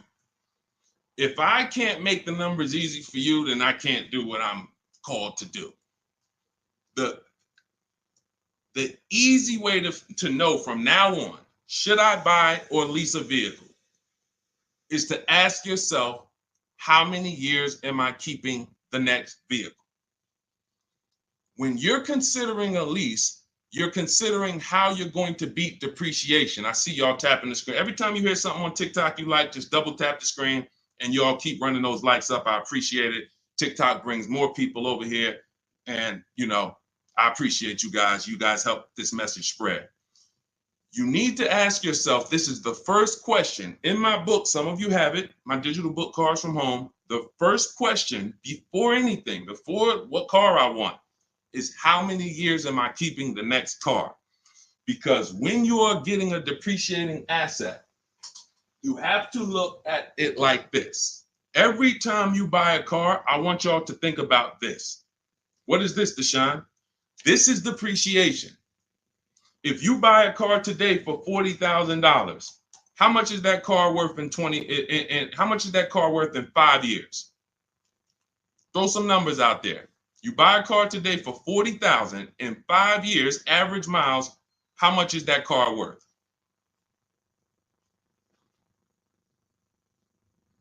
How much is that car worth? Throw some numbers. 22. That's a good estimate. That's a good estimate. 357 said 4,000. You're not losing that much unless you just bought trash. Now, there is something coming to electric car owners soon, and we'll talk about that. Remind me to talk about the huge warning I have for electric car owners before we end it. 20,000. Now, check this out. If you buy a car for 40 and it's worth 20, okay, that's good. That's half in 5 years. I think it's going to lose more than half in 5 years, quite honestly. But when you're getting your car, you're trying to ask yourself, how am I going to beat depreciation? How am I going to prevent having something that I tie up money in for 5 years and that money is just losing value every time? Now, the way you beat depreciation is to keep the car a long time. Who has a car outside right now that they've had it more than 8 years? Type me. You know, if you have that car more than 10 years or 8 years, 10 years, you're not worried about what it's worth. It's going to be worth the same next year, about the same next year as it is today. That means you beat the depreciation. That means your depreciation is no longer like this. It looks like this. Today, your car is worth $8,000. Next year, your car will be worth $7,500. You're not losing that much value. Now, if that's not you, Deshone, I don't keep a car that long. 8 years, are you kidding me? No way I'm keeping a car that long. You should be shopping for a lease. Because when you get a below market lease, let me show you what a below market lease looks like and why there's no comparison to a below market lease versus a person who's buying. I'll take a random deal. Let's take Rosalie's deal. Rosalie she just got an Infiniti. I'm showing it on YouTube. Y'all can't see it, but I'll spell it out for you. She just got a $60,000 Infiniti truck. She's paying $592 a month, no money down. She gave him $592, drove off. Now, she got that price by getting multiple offers like I teach. You're not going to walk into a dealer and get that price. She contacted dealers online, had multiple dealers submit offers. The best dealer came in at $592 for a $60,000 vehicle. That's what we consider a 1% lease or less. Major value is the 1% lease rule has been around for a long time. $592 a month for a $60,000 vehicle. On the opposite end, we got people going out buying that $60,000 vehicle. If they did no money down, that's a $1,200 payment. So it's not even close. And it comes down to depreciation. All you have to ask yourself is, am I going to shop for a car that I'm keeping more than 8 years? If so, I'm purchasing. Don't think about leasing. It's not even important. Don't even think. People say, Deshone, you think everyone should lease? Absolutely not. If you're somebody who has the discipline and values to keep a car 8+ years, you should not be leasing. You should be shopping for a below market purchase, new or used. But if you're not keeping a car 8 years, you are spending thousands of dollars more than a person who's getting great lease deals. It's not even close, thousands more every year. And they're driving better cars than you. So Maurice, the only question you need to know about leasing is, are you going to keep this Chevy Silverado 8 years or longer, or less than 8 years? If less than 8 years, you shop for a lease, brother. Okay? Go ahead, Dolan. Next question. That's the formula, guys. That is the first question you ask yourself. The buying versus leasing question. How am I going to beat depreciation? Nothing more important than that. Got to put your deal on the right foundation. Okay, this is 777 from TikTok. They repoed my car. Do I still have to pay for the remaining balance? Well, that's a credit situation. When they repo your car, it's going to end up on your credit, and until you settle that balance, it's going to be there as a repo, and it's going to hurt your credit more. So at some point, you're going to have to deal with that. It's not going anywhere. So what a lot of people, and I would tell you, everyone who's having credit issues, you should be following Shonda Martin, Road to 750 Plus on Instagram, on TikTok. She's on every platform, and she teaches. She's basically the me of credit. All she does live Q&As. She can, go rapid fire Q&A. And when someone can sit on a live and answer questions on the fly, like random questions, that's when you know they're an expert in their subject. And I've seen her do that dozens of times. So you should be following her to see how to deal with that repo in the best way. But for sure, it's not going anywhere until you handle it. Go ahead, Dolan. Next question. All right. This is called RAV4 EXL Premium versus CRV EXL. Which is better to negotiate discount with at a dealership? There's no way to know that. I know you want an easy way to see, which is going to give me the best discount. That's just not how it works. You have to shop the offers, and you have to see what the best offer is. If I'm shopping for a Honda, if I wanted a RAV4 EXL right now, I'm contacting dealers. I'm letting them know what I want. I'm reaching out to multiple dealers. I do it online. If you want to do it online, you can type the number 1 on Instagram or Facebook. I'll send you the discount link for my digital book, Cars from Home. You can use my scripts. All my email scripts, all my templates are in there, and you'll have the blueprint step by step. You can get your copy for 75% off in my TikTok bio or in the YouTube comments. If I was doing it manually, I'm calling and I'm getting multiple offers for this RAV4 EXL from multiple Toyota dealerships. And then I'll see, okay, the best Toyota dealer said they'll take off $4,000 from me. Okay, all right, cool. All right, now let me get the Honda deals done. So it's you don't know what it's going to be. Like give you an idea. This person, Kimberly here on her Maserati, she got a Maserati. She saved $20,000 off the price. I got the comment here. I got her post here that she posted with the details of her deal. $20,000 she saved on the price. She didn't know that she was going to save $20,000 on the Maserati. There's no way to know. You have to shop the offers, and this is why you can't feel for the bottom. You can't hope, I think we're at the bottom. I think this looks like it's good. No, you don't know that. You don't know how. You don't know. You just don't know. I know you're looking for an easy way to do it where you press a button, and it tells you this dealer here, this Honda dealer in Madison, New Jersey, is going to sell the Honda at the lowest price and give all the rebates. That'd be cool. It's not going to happen because no one dealer is going to always be the best anyway, or they'll be out of business. If you beat your competition every single time on every car, you're not making any money. You'll be out of business. So at the particular time you want to shop, the mission is to find the dealer who is going to sell you the car at the lowest price because every one of them is different. So that's what I would do. And if you use my way, you do it quick. When you're using online tools, you can do it quick. Look, Ansley got a car. He said right here, he got his what did Ansley get? He got an Infinity truck. He got a 2024 QX. He said, I started the process Saturday. I accepted the deal Monday. Got the car delivered on Thursday. One weekend. Started the process connecting with dealers on Saturday. Had offers coming in, accepted an offer on Monday. He got a 1% lease deal, $554 a month on a $58,000 vehicle. You can do this on new cars. You can do this on used cars. You have the internet as at your disposal. You just don't know how to use it. And you have you have two departments in car dealers. You have what I call the sales floor. That's who I used to work with, the sales floor. Then you have the internet sales department. The internet sales department is to try not to give you a price and to make people who are trying to shop online get frustrated so they eventually come in. That's the goal of the internet department. And you have to know that the reason why it's hard for you to get quotes online is because you don't know what to give a dealer to get quotes. You don't know, you got to give them your zip code so they can work the tax. You don't know, they need to know what vehicles are in your household. You're getting defensive. Hey, why are they asking me for this? Well, it's because they need this stuff. That's why in my templates, I give you this stuff. They need to know what cars are in your household. They need to know when your deadline is. They need to know what your zip code is. They need to know what credit they should assume. These are the things this is why, Deshone, I tried shopping online, but it was so hard. I know, because you don't know how to do it. And if you admit you don't know how to do it, then we can help. But without unlearning, without saying, you know what, I need to unlearn this stuff that I was taught, you're just going to keep repeating that. So that's why I'm bringing you this and showing you people who are just like you. You have to shop the offers. And once you do that and you learn how to do it in 90 minutes, you'll be like, oh, I can shop any offer I want. Any car I want, I can find out what the best offers are in 90 minutes. But we got to get you there. Go ahead, Dolan. Shoot the next one up, brother.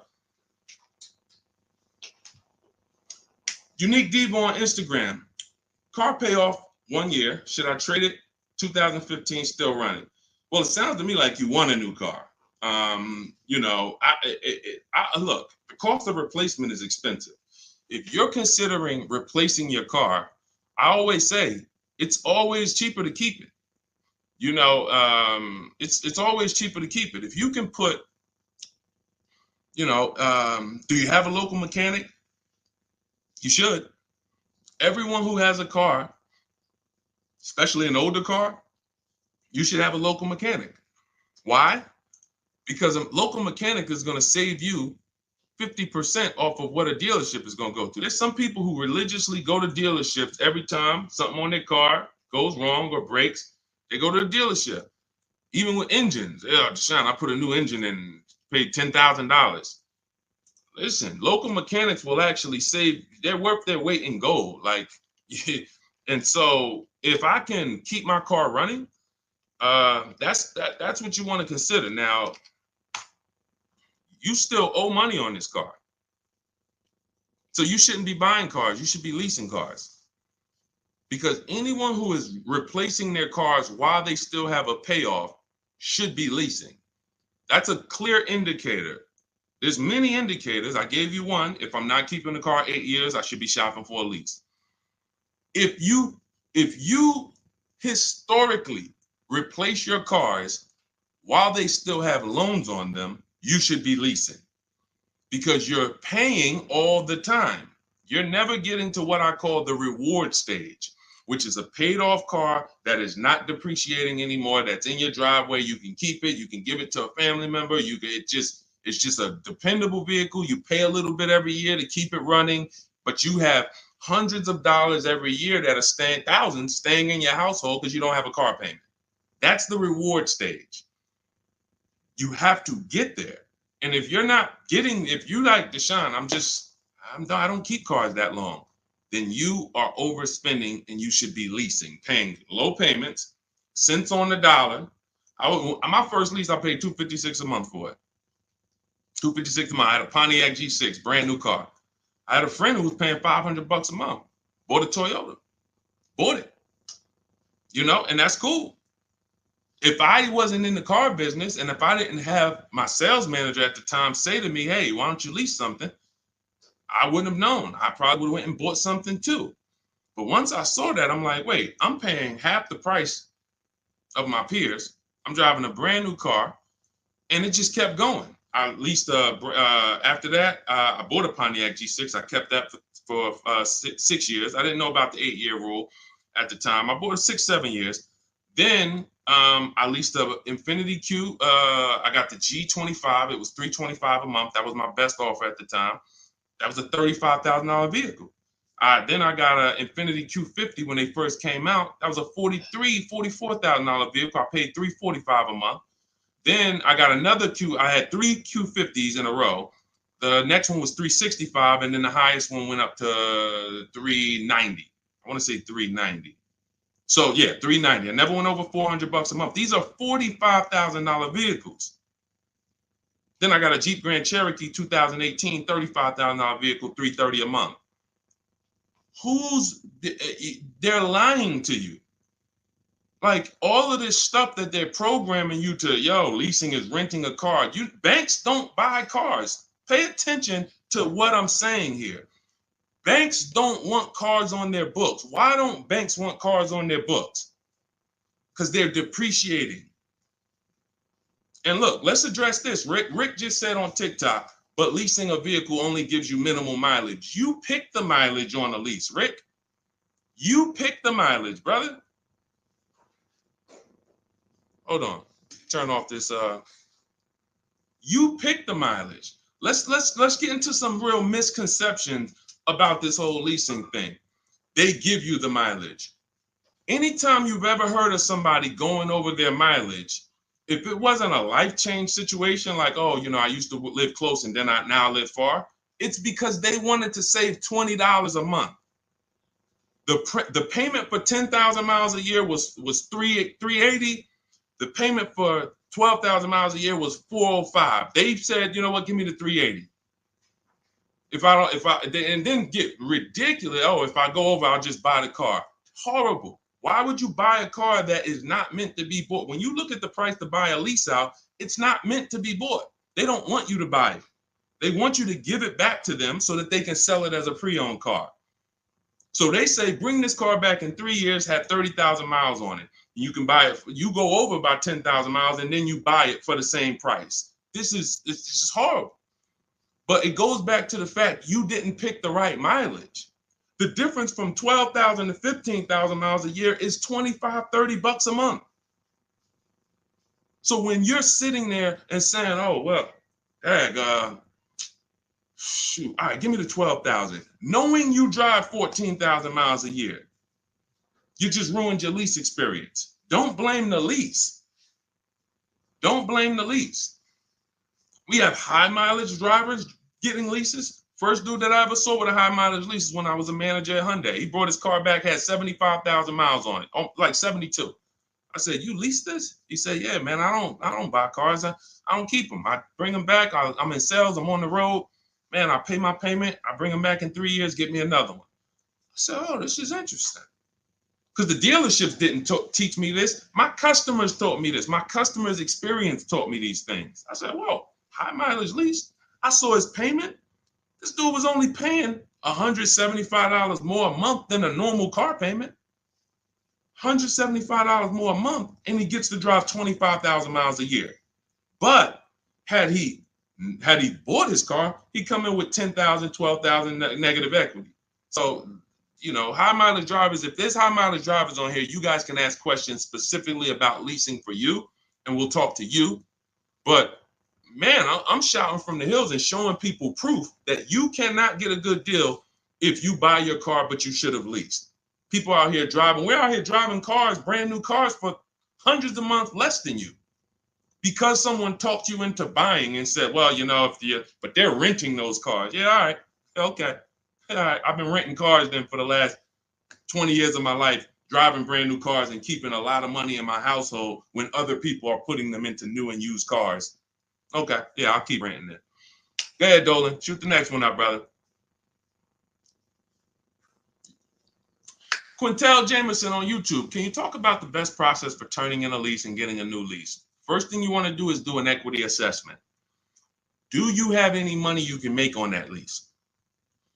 Step 2 in my book, after we decide whether we're going to buy a lease, you already decided you want a new lease, so you check off step 1. Second step is, do I have equity in my lease?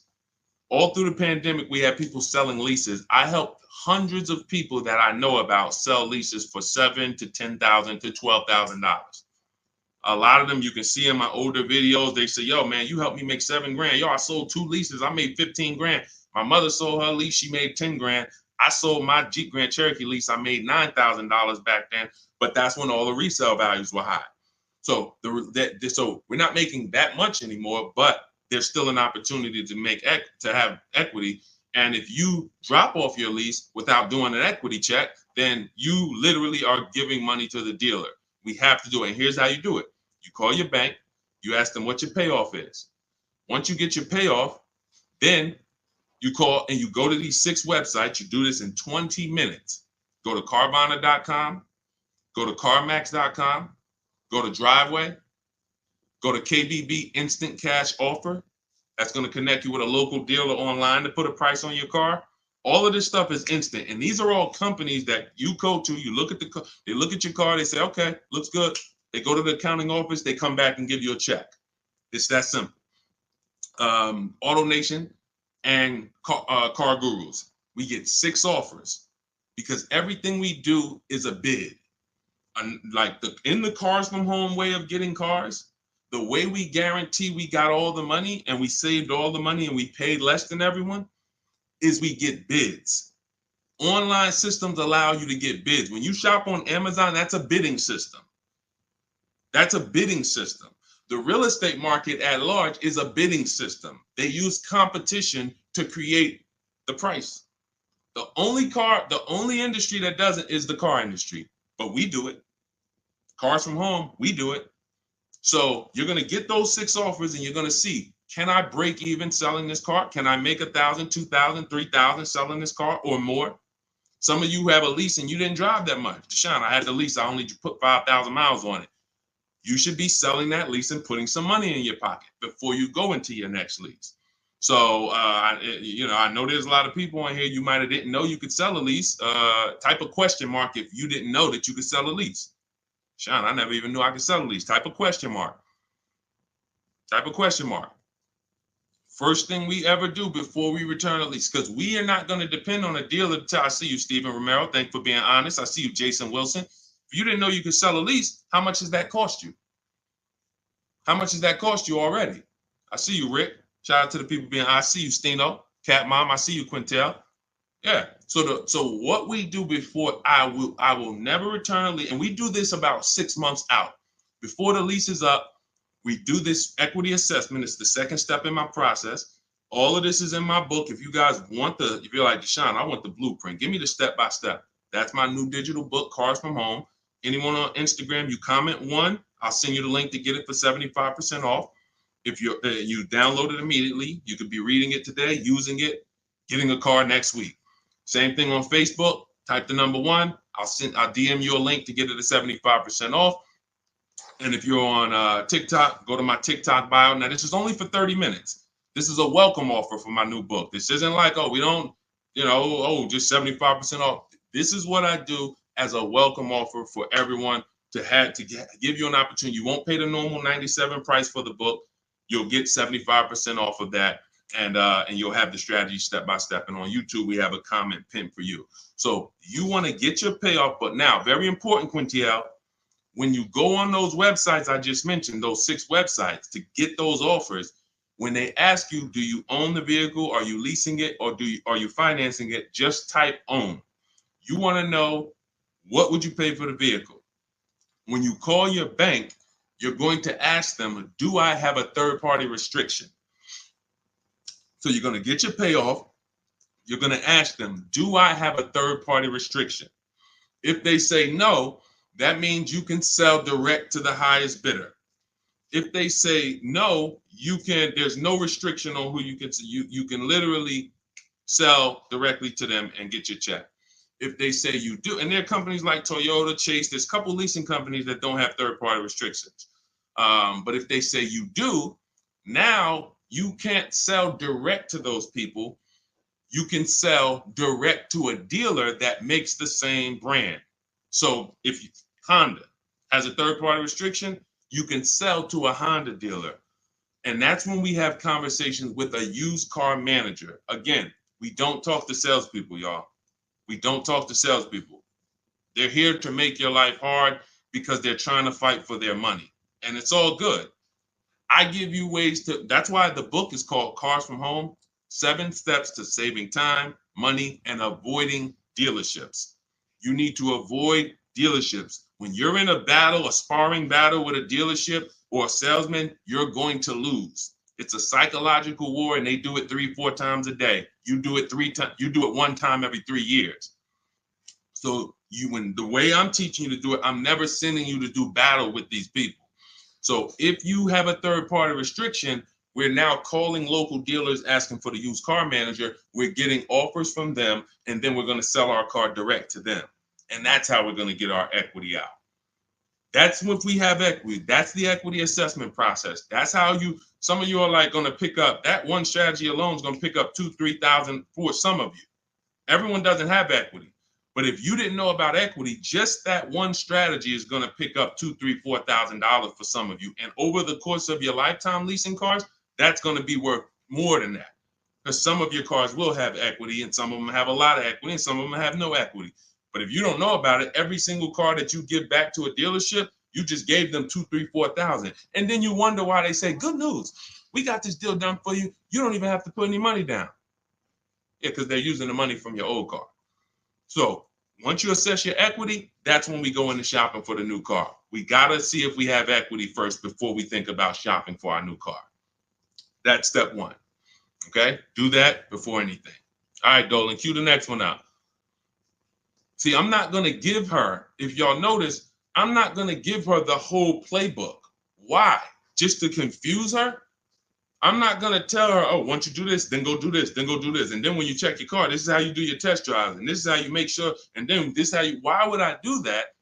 I like step by step.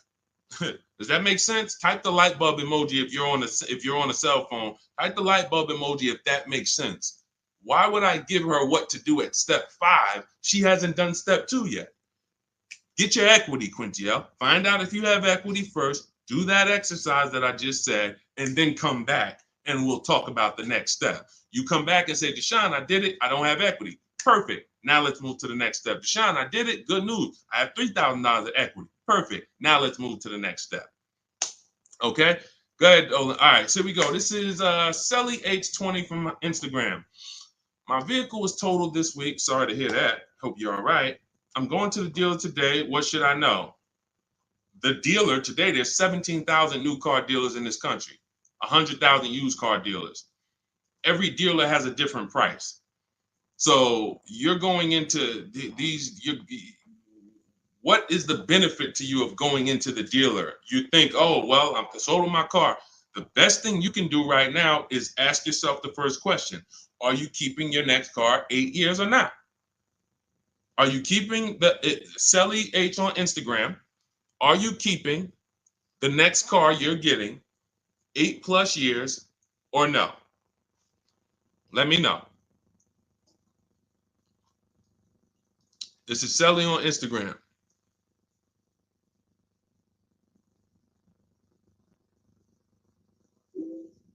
This is the first question. I want to give her time to ask.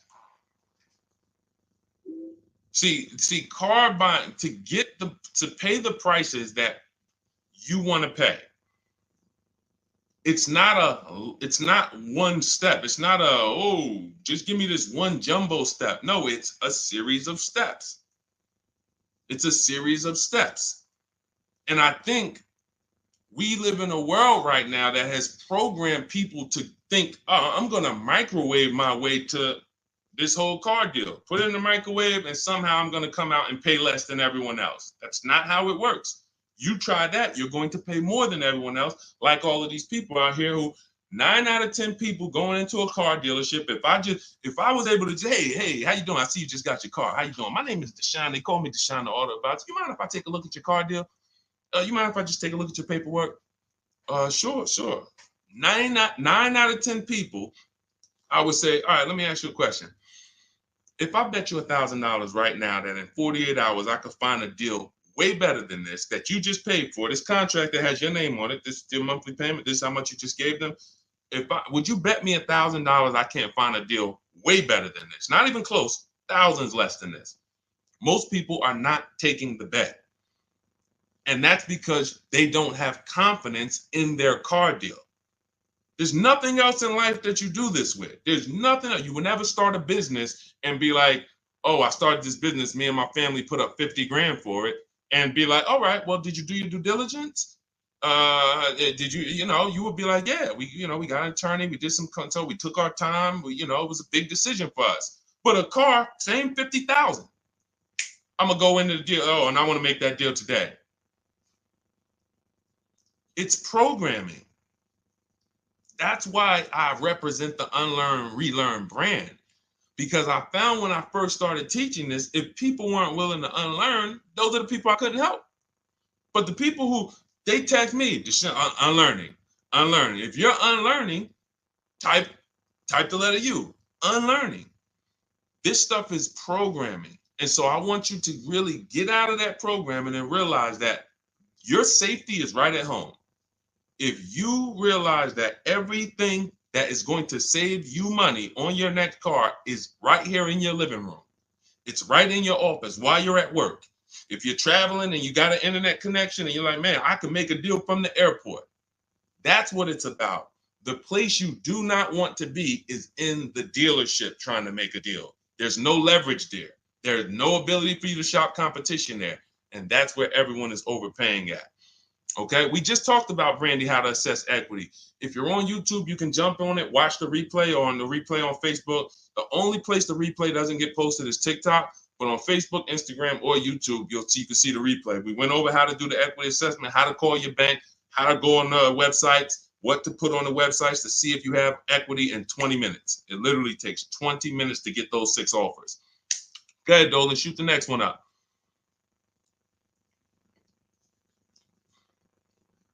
Steven Romero from TikTok, shopping through Carvana. Carvana is one marketplace. That's all it is. Carvana, I know Carvana is, oh, you don't have to see, the reason Carvana wins is because people are scared of dealerships. There's no other reason than that.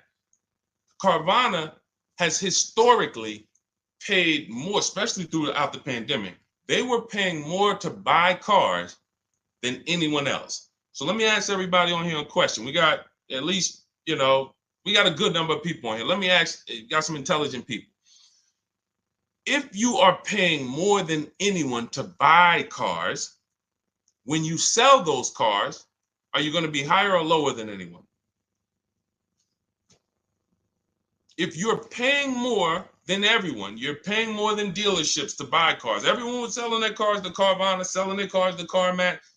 If you are paying more than everyone else to get your inventory, when you sell your inventory, is it going to be higher or lower than everyone else?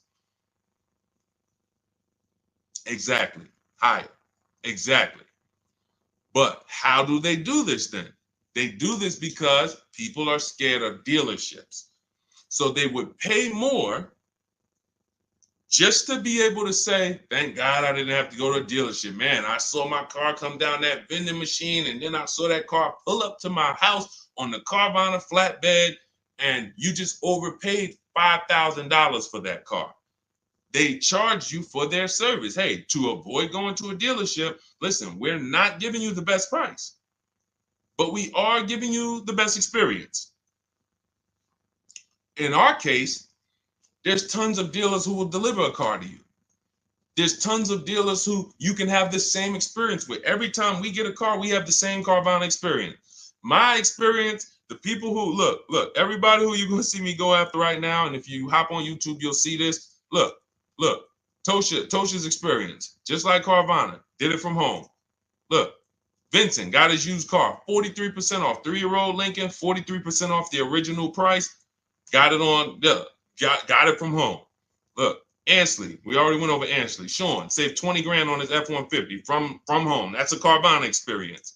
Look, Rosalie, we already talked about her. Carvana experience. Look, Jen got her Subaru, leased it from home. You can give yourself the Carvana experience without paying the Carvana price.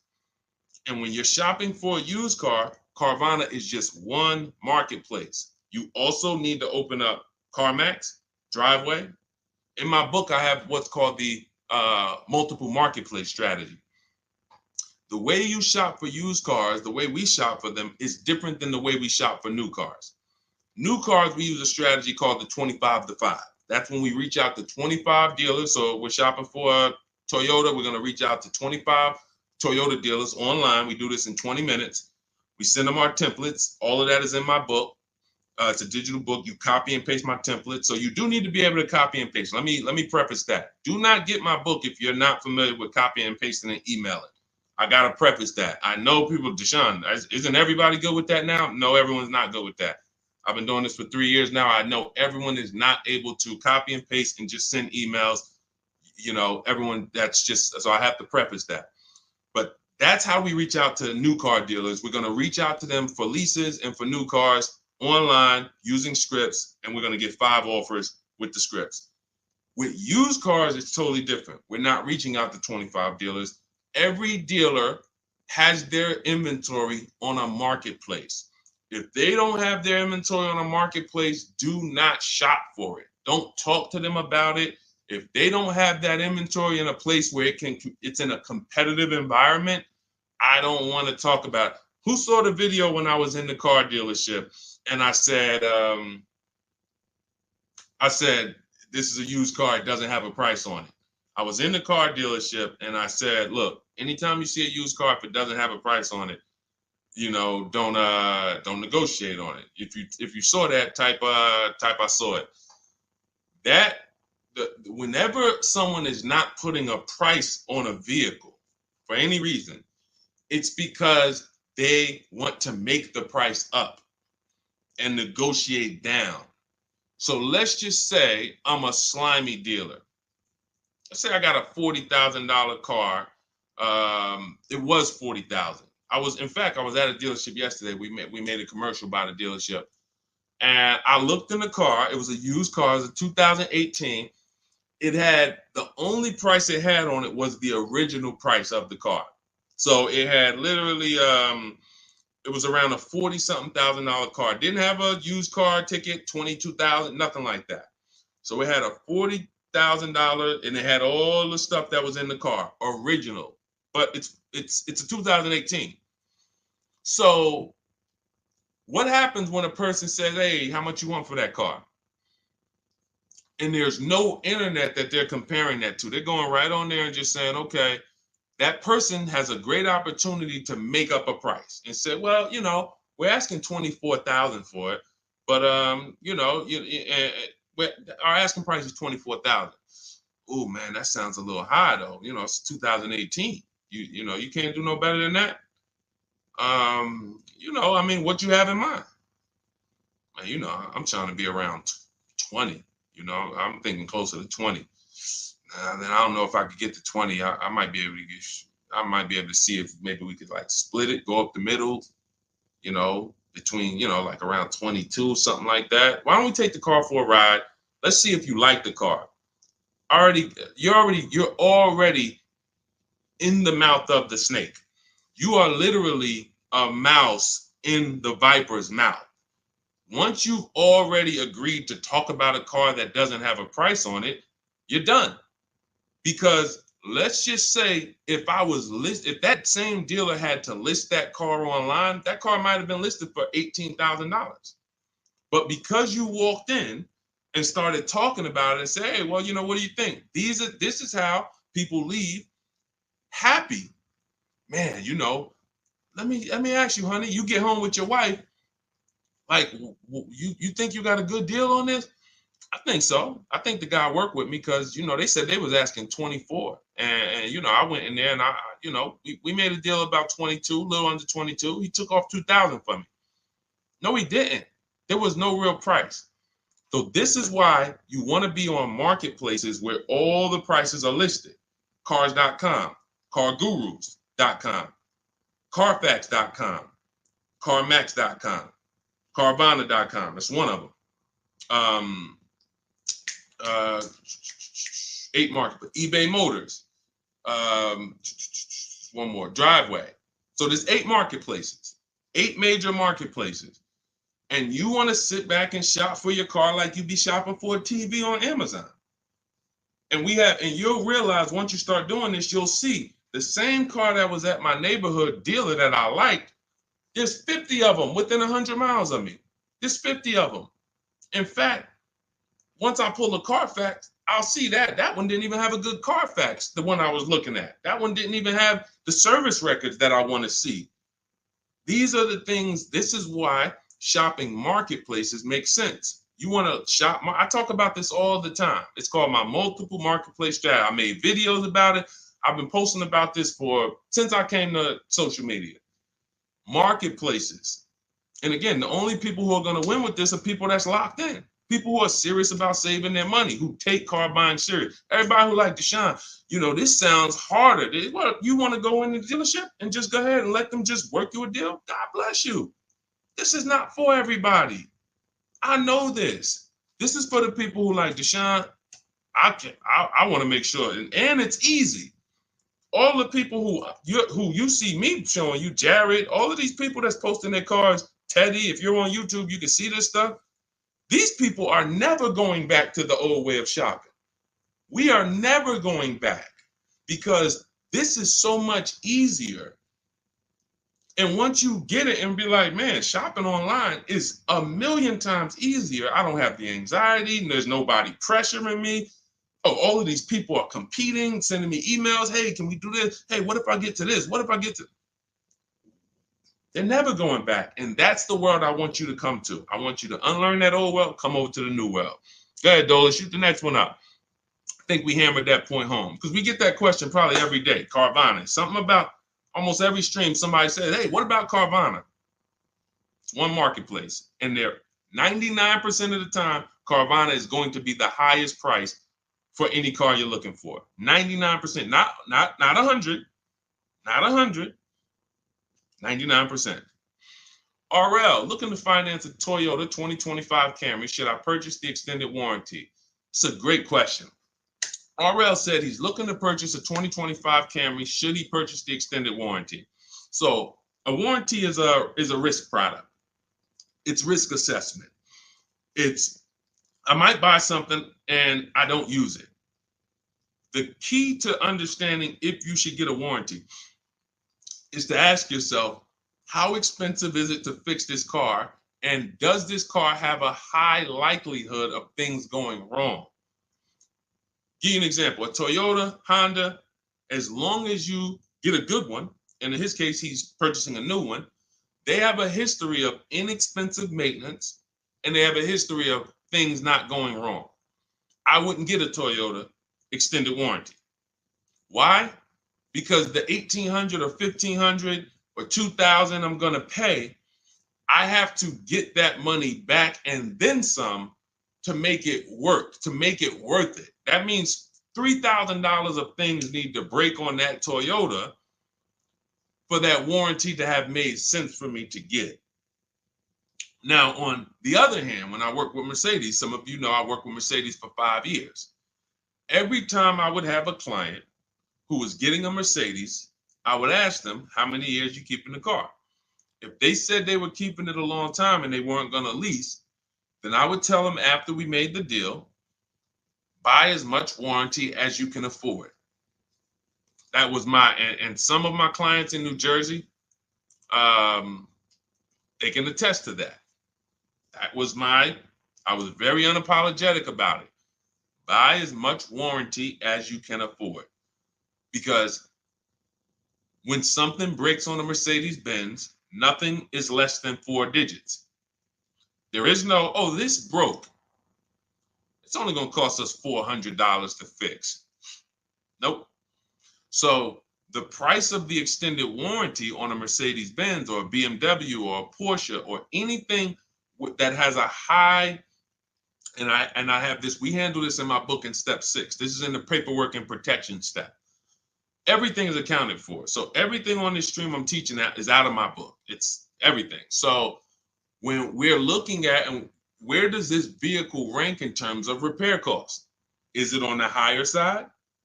If so, the warranty makes more sense to get. If it's on the lower side, warranty makes very little financial sense to get. And that's how we gauge getting extended warranty. It's a risk assessment. All right, good question though. Very good question. All right, go ahead, Dolan. Shoot the next one up. Too Cool 09 from TikTok. Should I buy or lease a vehicle through my LLC or through myself, or does it matter? This sounds like you don't have a business where the actual car is being used. If you, a realtor, for an example, and could y'all double tap, keep double tapping the screen, keep running those likes up. I appreciate y'all on TikTok. Every time y'all double tap the screen, y'all run the likes up and keep them moving. TikTok continues to tell people about the broadcast. And shout out to the sharers. I appreciate you. Matter of fact, I got to jump off of here because what I'm going to do is, no, I'm not going to jump off now, but I have to do something. Somebody who shared yesterday, I got to go to my DM and I got to send her, I'm literally just talking notes to myself. Okay, so big talk about buying in LLCs lately. Big talks. You know, you see videos about it, get caught through your LLC. There's going to be tons of people audited who had cars in their LLC, writing certain things off and are not using the car for business. It's going to be very, very bad. It's coming because the IRS may come later, but they come. When they see, okay, we see people getting all these cars, they know the social media videos and people just putting cars in the LLC. If you are a realtor, for an example, when I was with the dealerships, I dealt with a lot of realtors. Came in, put cars in the LLCs. Why? Because they're on the road. They're using the car for business. They're writing off certain things, be it the maintenance, be it the repairs, or they're writing these things off. Why? Because it's actually business being done with the car. On the opposite end, you have people who have no business at all that involves that car. They're not traveling with that car to clients' houses. They're not doing it, but they want to buy the car and they want to write off tons of stuff or have some type of tax advantage. And now, I'm not a CPA, I'm not an accountant, I'm not giving you tax advice. I would just tell you that if your business does not involve a car or travel, I'm not going to ever tell you to put a car in an LLC name. Now, you talk to your accountant about that, talk to who does your taxes, but that's really the basis of if I should get a car in my LLC or not. Does my business do business with a car? That's it. And after that, you decide, how long am I going to keep the car? Then it goes back to the most important question. How many years am I going to keep the car? 8 or more, I'm going to buy. Less than 8, I'm going to lease. That's it. That's it. A lot of audits are coming. I'm telling you. You see the PPP loans. It took a while, but people are going to jail now. It's going to be the same way with these cars. People are not going to be able to pay some of these people getting Range Rovers. Yo, hey, I see you. You got this Range Rover. You wrote off like huge amount. Let me tell you, how much business was done in this car? Oh well, it's going to be it's going to be bad. That's why financial literacy is important, people. Okay, so all of this is out of my new digital book, Cars from Home, 7 Steps to Saving Time, Money, and Avoiding Dealerships. I can sit here all day for the next 2-3 hours talking about the strategies we use, the process we use, the system I created to help all of these people that I've been talking about in the broadcast save this money. You can see these deals, and some of you are going to go and you'll see, wow, I got that same car. I got to hit you with the bad news first. The bad news is, hey, Rodney Brown, I'm sorry to tell you, my man, but the same car you have, we just helped somebody get it and look what they paid. Dang, they paying a lot more than me. They put money down? No, they didn't put any money down. How they paying that low? It's because they know stuff you don't. They followed a process that you didn't follow. You went into the second most expensive purchase that you're ever going to make, and you just winged it. You just say, hey, you know what? It's a $50,000 car. It's a $40,000, $30,000 car, $100,000. I'm just going, I think I can feel my way through this joint. That's why you're paying the prices you're paying. That's why you're not paying what we're paying. So when you come into our world and you're like, Deshone, I want the blueprint. Everything I teach is in my new digital book, Cars from Home, 7 Steps to Saving Time, Money, and Avoiding Dealerships. So type of number 1. On Facebook, I'll send you the discount link. You can get the 75% off. Type the number 1 on Instagram. I'll send you the discount link. 75% off. That's our welcome offer. It's only for 30 minutes. And if you're on TikTok, go to my TikTok bio, get your copy for 75% off. And on YouTube, we have the comment pinned for you in the comment section for you to get yours at 75% off. And make sure you are reporting to me your deals, just like Tiffany. Tiffany, when she got the book, I tell everybody, send me your deals so that I can read them on the show. Tiffany got a Mazda CX-90, just got it, $44,820 car. From home, she said, I believe we got a great deal from what we learned in the book. Look, from home, $6,530.78 discount. Never left the house. Got multiple offers. The dealer that took, look, is a $44,000 car. She basically said, what, 15%, 16% off then that? People go in and say, hey, get me the MSR, get me the invoice price. She blew invoice price away using the book. Get your copy. It'll be in your inbox now. Make sure as soon as you purchase, you screenshot the thank you page. I tell you, you'll see it big. Screenshot this page. Why? There's a support email on there just in case for any reason you don't get the book. It's usually because you type a letter wrong in your email. You're typing fast. You can reach out to my support team to make sure that you get your book. I want you reading it now. I want you using it now so that you can be like Ansley. He said, look, I started the process on, I started the process on Saturday. I accepted the deal Monday. Doesn't take long. Doesn't take long. You can literally be signing a below market deal in 3 days using the strategies. These are not meant to, this isn't going to school. You know, I spend a lot of time in these videos warning you what not to do. In my book, I'm not warning you what not to do. I'm telling you what to do. Do this, do this. Now, all right, you did that. Great. Now do this. Oh, great. Now you did. Now do this. And before you know it, great. Congratulations. Let's get ready for delivery.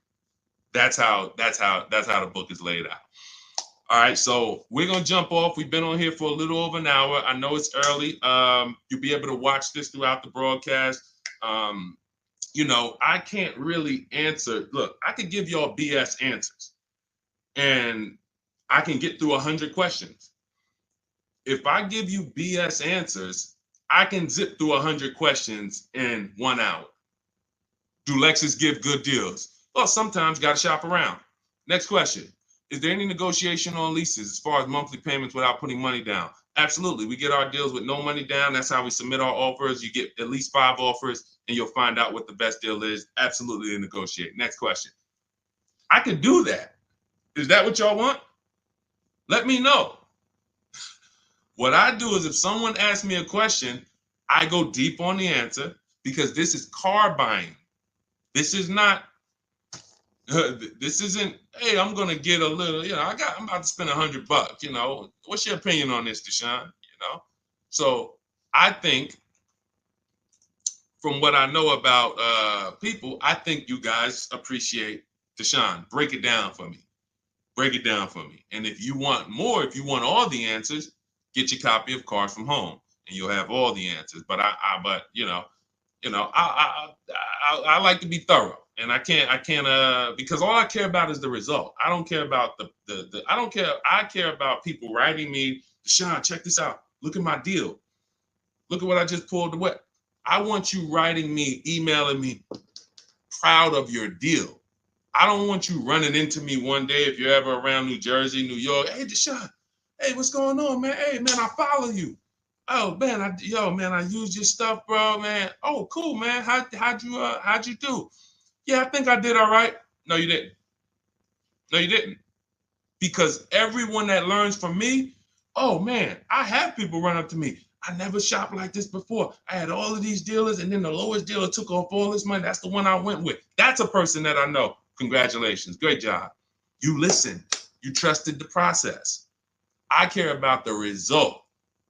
And that's all I want. I want you to enjoy car shopping. I want you, it's 50, 100 grand, 5, 6 figures of your money. You deserve to enjoy it, and you deserve to pay less than everyone else is paying. That's what I'm here to do. So I'll see everybody who has the book. I'll see you inside. Use it. You'll see I link to a couple videos in there. You'll see it's some surprises in there. That's not a traditional book. There's links to videos. I got links to scripts in there. You'll see. You'll see why it's a digital book. And it's a one-time purchase.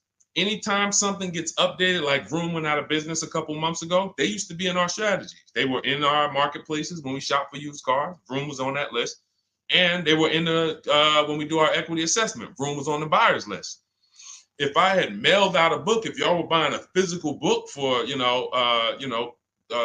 for these strategies, that means now I got to make another book, and then I got to say, all right, guys, well, this is edition 2. That was edition 1. Vroom's out of business. Next thing you know, you're getting edition 40, and you're like, dang, every time a new website comes out, because we do online, dang, I got to buy another book. Nope. With Cars from Home, what we did, soon as Vroom went out of business, I went in, I updated the master file, uploaded it, all the thousands of people that have the book, and about 9,000 people have the book right now. So this is, you can go on Goodreads, you could type in the Cars from Home book online, you'll see, oh shoot, this book is out there. It's already 5-star rated. So this is what it's about. Results. Grab your copy in my Instagram bio or my Facebook bio, or everybody that types the number 1 on Facebook, I'll DM you the link exactly to get this discounted price. Everyone on TikTok, you go to my TikTok bio, click that website, and get your 75% off. And then on YouTube, we have it pinned in the comments. So use this stuff, win with it, write me with your deals, y'all. Stop overpaying. You don't want to be like these people out here. You don't. They're getting hammered right now. They think there's no deal. Oh, when is the market going to get better? It's never going to get better for them. It's never. They're going to keep doing the same thing. And it's sad, but that's not what we're here to talk about. Let's get you to paying less than everyone else. All right. So I'm gonna jump off, y'all. Have a great day. We'll be back for another stream, sometime next week. I'll see you soon.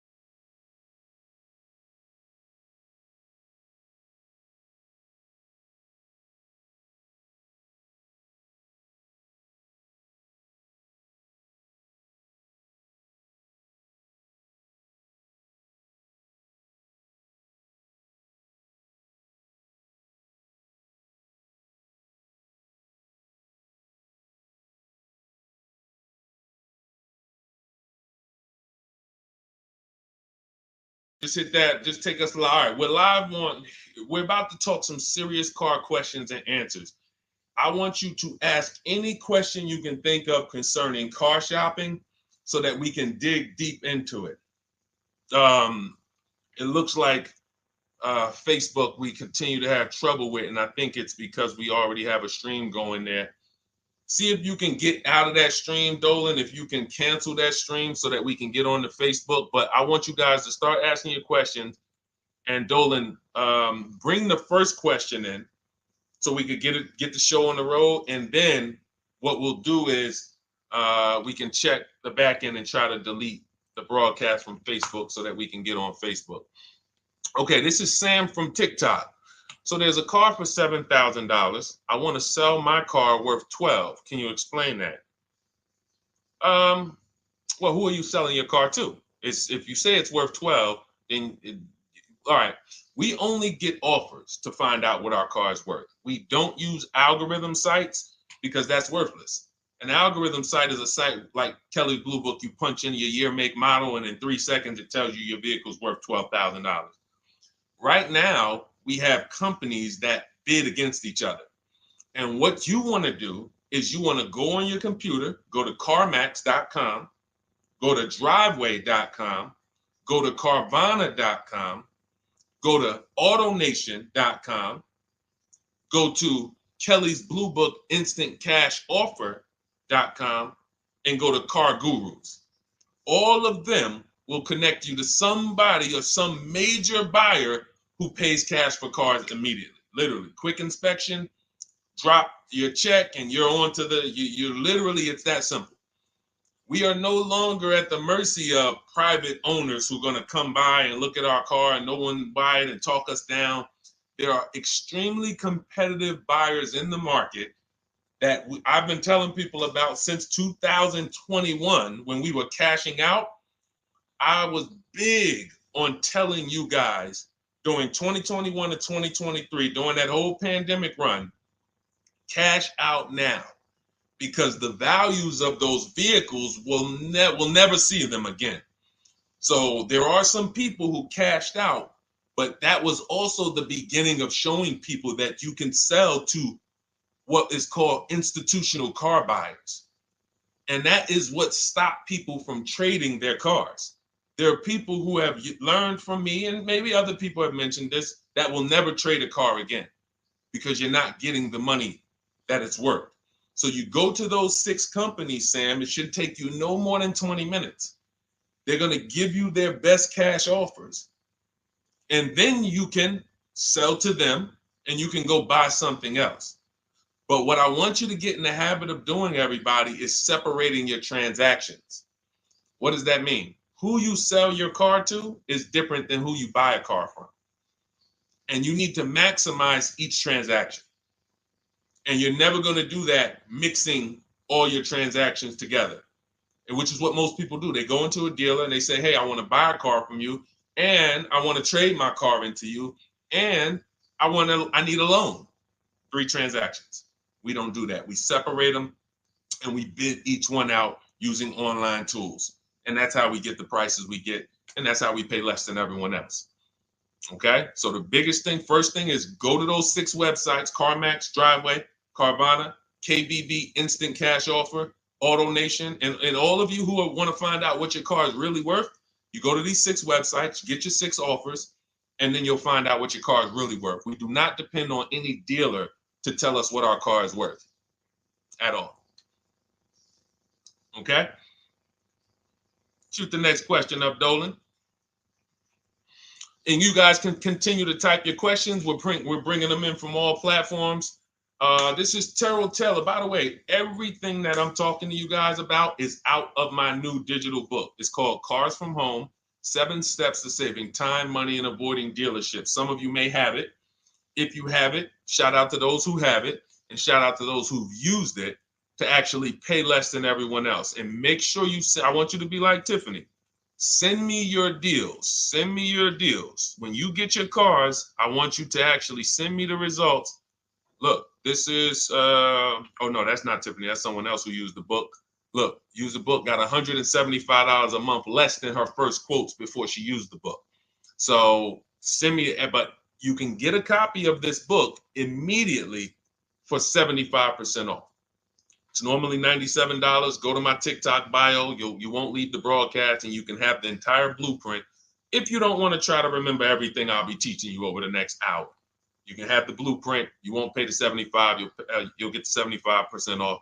And we also have a comment pinned in the comment section for you guys on YouTube and on Facebook and on Instagram. You go to my bio. So anyway, go get it, because it's only for 30 minutes. After the timer goes off, it's $97. It's still worth every penny. You can Google it. 5-star book. You can see all the people who rated it, all the people who's using it. This isn't a test to do, but I want you to get it at 75% off. It's better to pay $24 than $97. Okay, Terrell Taylor. So you said, Terrell Taylor on YouTube said, I have $35,000 to $40,000 to buy a truck with. Should I buy a used or a late model new, 2022 to 24? So whenever we're considering a late model used car, this is a model like Terrell said, that is 1 to 2 years old. Let me tell you why I don't like shopping for those first. I like to shop for a new price first. Whenever you are buying 1 or 2 year old used vehicles, you have to realize something. How do dealers get used cars? Trade, or they get them off lease, they buy them. When you have not waited 3 years, you're not going to see a lot of used vehicles in that option, because most people don't buy a vehicle and then trade it in 2 years. So you're not going to see a lot of 1 and 2 year old used vehicles. I don't like that, because when there's not a lot of a vehicle, the people who have that vehicle get to set very high prices that we have nothing to compare it to. And that's a recipe for losing and overpaying. I've had people come to me who are looking like you, and what I say is, I say, okay, shop for a new one first. I'm gonna tell you why. When you shop for a new one first, you get to see what the market value is. So take Sean. I'm showing Sean. Some of you have seen Sean. He got an F-150 Lightning XLT, $73,000 vehicle. Using what we teach in getting bids from home, using the cars from home system, he saved $21,000 on a new one. That was his best offer. He got multiple offers because we always get at least 5. So his best offer, he saves $21,000. If he had gone to look for a 1 or 2 year old one of this, he would have never known that the new ones he can save $20,000 off of if he shops right. Now, some vehicles, it might be $7,000 off, $10,000 off, $5,000 off. The point is, until you know what the new market is for a vehicle, you can't shop a 1 or 2 year old one. Because what happens if you shop a 1 year old version of what Sean got, and he goes and he pays, he pays 65 for it because he thinks, or let's say 60. Let's say 60. A brand new one, 73. Someone else is charging 60. All right, it's 2 years old. Let me get that one. Not 15 grand off. Problem is, he just overpaid for a vehicle because he could have got a new one for less than he got that 1 or 2 year old one. That's why the recent shoppers, anytime you guys are shopping 1 or 2 year old, you have to shop new first to find out what the market is. Now, in my book, I have my strategies for shopping new online and shopping pre-owned. It's totally different. Pre-owned, you want to go to all the marketplaces. If a vehicle's not on a marketplace, y'all, don't shop. Don't look at it. What does that mean? You ever walk into a used car dealer and you see a used car, but there's no price on it? Type a $ if you've ever experienced this. If you've ever looked at a deal, you've been in a dealership, you see they have a used car, there's no price on it. Type a $ if you've experienced that. Okay, I see you, Terrell. Okay, perfect. I see you, Don Dickey. Okay, perfect. All right, we have enough people. All right, Makeover Forever Studios. I see you. Okay, Todd May, I see you. So this is a common thing. When you go and look at that vehicle, the most dangerous thing to do, I see you, Tony, is to negotiate on a car with no price because they can make the price up. When a car is on a marketplace like cars.com, carfax.com, carguru.com, carvana.com, carmax.com, these are all the marketplaces we shop for used cars at once. It's like a big round robin for us. This is how I want you to shop. Now you must be competitive or no one's coming. Now, there's some people who try to pull a tactic. They'll list a car for 20. They have no intentions on selling it for 20. But they want you to come in, and then they'll charge you more, fees, makeup fees, and all of that stuff. That's why we always call beforehand. But we know the power is online. The competition is online. So when you're looking, Terrell, you're either deciding, all right, I'm either going to look for a new vehicle, find out what the market price is for the vehicle I'm looking for and how much I can save. What's my best offer? You need to get at least 5 offers. I'm telling you, it's going to be big differences. You have to prove this to yourself. Call around. If you want to do it manually, you don't have my book, do it manually, call around, speak to sales managers. You are going to see it's going to be a $5,000 to $10,000 difference minimum between all of these dealers' offers, minimum. And so then you want to look at the pre-owned options. Then you look at the pre-owned options. And the pre-owned options will tell you what the market is. And so this is only for you who are looking at recent model cars. If you're not looking at 1 or 2 year pre-owned, this doesn't matter. But those people have a little bit more budget, and that's okay. That's okay. But when you have a little bit more budget where you can look at a 1 or 2 year old pre-owned car, that means you have a little bit more money to lose if you make a bad decision. So that's what you want to consider, Terrell. Shop for the new ones first, depending on what your budget is, and then look at the pre-owned market and say, all right, where's the pre-owned market? But that 1 or 2 year old, you're not going to have a lot. Until that 3-year cycle comes and dealers can start buying those vehicles back off lease, you're not going to see a lot of vehicles. That's why I don't play in that 1 or 2 year old zone. It's just a dangerous zone to play in.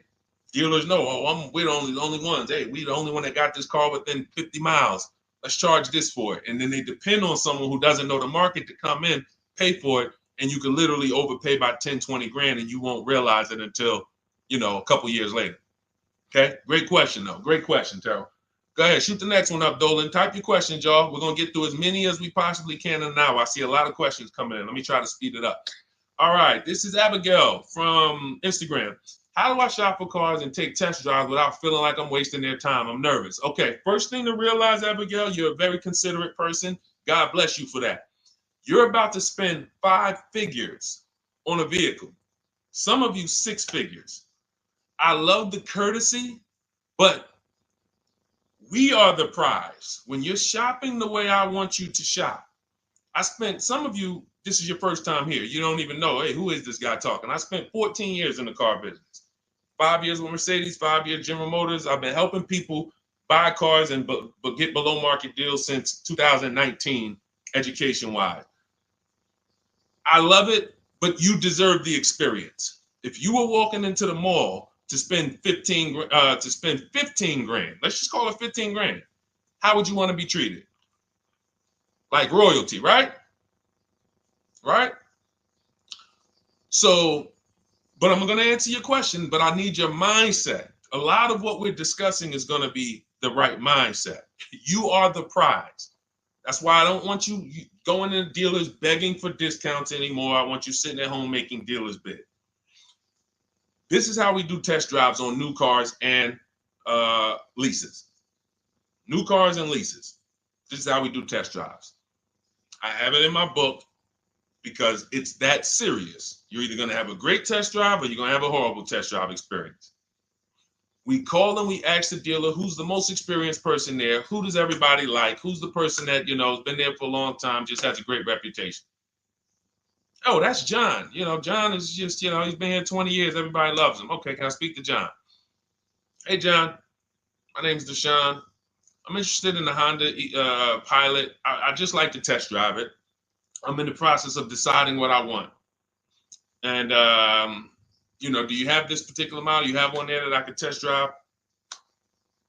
John, because we asked for the best person, we're typically going to get somebody who is not going to lie, usually. Not a guarantee, but taking these steps, I know these guys. I've been in this dealership. I know most dealerships have one person there who has a good reputation and who cares about that reputation. If you're enjoying this content, hit the like button, y'all. And Keith, y'all killing the likes on TikTok. Shout out to everybody who's hitting the likes on TikTok, to double tapping the screen. Appreciate y'all. And shout out to everybody who hits the like button. When we get there, we meet with John, we test drive. John, thank you so much. Can I have your card? I'll leave you my information. And if this is the vehicle I want, I'll be in touch with you. Perfect. Oh, Deshone, we don't sit down? No, we never sit down. I'm telling you that there are things you must unlearn about the shopping process if you're going to win. And what does winning look like? Getting the most money off in the least amount of time. There's no leverage that you have when you sit down and try to negotiate with a car salesman. Every single dealer around you that wants to compete for your business, you can't talk to them while you're sitting in one dealer talking to a car salesman. That's why we don't do it. We get a card. Thank you so much. Listen, if this is the one for me, I'm going to give you a call. Simple. Pressure's off. There's no pressure in our system. You can't pressure us. That's what I want you doing. New cars, leases, that's how you test drive. 20 minutes, you're in and out. And I'm a car salesman at heart because that's what I am by profession. I would never develop a system that would allow you to waste car salesmen's time. I just wouldn't do it. I developed a system that when our people go get cars, look at Ansley. When our people go get cars, Ansley just got his lease, 1% lease, $58,000 Infiniti. Look, started the process Saturday, accepted deal Monday, all by Email. $58,000 car is paying $554 a month, no down payment. You know, we have tons of these. None of these people spent. Look at Jared. Lease like a boss, $569 a month down to $520. Volkswagen Tiguan, no money out of pocket. Let's go to a purchase. Pierre, pre-owned car purchase, got his 2022 Mazda, got a 20% discount off the original MSRP. This is 30 minutes. We are not spending more than 30 minutes in dealerships. Who doesn't want to spend more time in dealerships? Type me if you're like Deshone. I don't want to be in dealerships that long. You thought you had to be in dealers to save the big money, right? You thought you had to be in dealers to save the big money. I'm showing you as someone who pays less than everyone and who teaches people to pay less than everyone. Look, Kimberly, $20,000 off a Maserati, shopping from home. Because when you can talk to more people at once, the discounts fly off. And you see that all these dealers want to compete. So what you want to do, the best thing you can do to not waste people's time, Abigail, is to shop from home the right way. Because when you shop from home the right way, you realize it's only a few things you need to be in the dealership for. That's your test drive. I just told you how to set it up. With used cars, we do it at the end. But we're only there for a second. In fact, when you go to pick up your car, they're going to tell you, thank you. This was one of the most easiest deals I ever made in my life. Because you came in, you emailed us, you knew what you wanted, you gave us the information we needed, we made you an offer, you knew what you were decisive. We have all these scripts. By the way, in my book, I have all the email scripts. You don't have to even think about what you're going to say. It's literally copy and paste, copy and paste, copy and paste, copy and paste when we're shopping for new cars and leases. With used cars, before I go to the next question, I want to hit on the used car process. Used cars, we must test drive at the end. We can't test drive used cars over here and then go and buy another used car over here. So what we do when we narrow our choices down on all these marketplaces to our top 5 favorite vehicles, we need to verify that there's no bogus fees. When I was shopping for my Infinity truck, I narrowed it down to 4 vehicles. But I'm going to tell you something that's the most. Who's bought a used car in their life? Type the letter U. I need you guys to program what I'm about to say into your brain cells for the rest of your life. Type the letter U if you bought a used car or if you plan on buying a used car one day. Type the letter U. All right. I see you, Michael. Don Dickey. Okay. Terrell. I see you, Blizzy. Tony. Okay. Lori. I see you. Victoria. Anybody who plans on this. Let me tell you how. Okay, let me tell you how. All right. See, when I'm about to reveal big stuff, I got to kind of see how I want to say it. The marketplaces that we go to look at used cars on, they're never going to tell us what a great price is. And I'm going to tell you why. The only thing that matters, let's say we're looking at 4 white Honda Accords. 4, they're all white. These are the cars we want. We narrowed it down. We're looking at 4. They all got similar miles, and they're asking price is $20,000. The marketplace is going to tell you what they think a good deal is based on algorithms. Based on all the vehicles listed on the market, this is a good deal. This is a bad deal. Here's what matters. How much was the original price of each vehicle? Why is this the only important thing? Because if we're looking at 4 white Honda Accords, but one of them was $35,000 when it was new, one of them was $39,000 when it was new, has a sport package, some special technology. One was $31,000 when it was new, one was $29,000 when it was new. What's the best value? What's the best value? You see how we clearly just went from, wow, all of these vehicles look the same, similar price, similar asking price. But once we found out, wait a minute, this one right here was $38,000 new. This one here has the cameras in it all around and the self-driving package, and it has the same asking price, or it's maybe $1,000 more. This is what I call the true value discount. The true value discount. And let me tell you why the marketplaces will never tell you this. Because if they advertise the true value discount, someone has to be at the bottom. In other words, when you're looking at Honda Accords, if you could go right to the true value, who's giving me the biggest discount off the original MSRP? That means the car at the bottom, they might be giving you no discount off the MSRP. We saw that during the pandemic.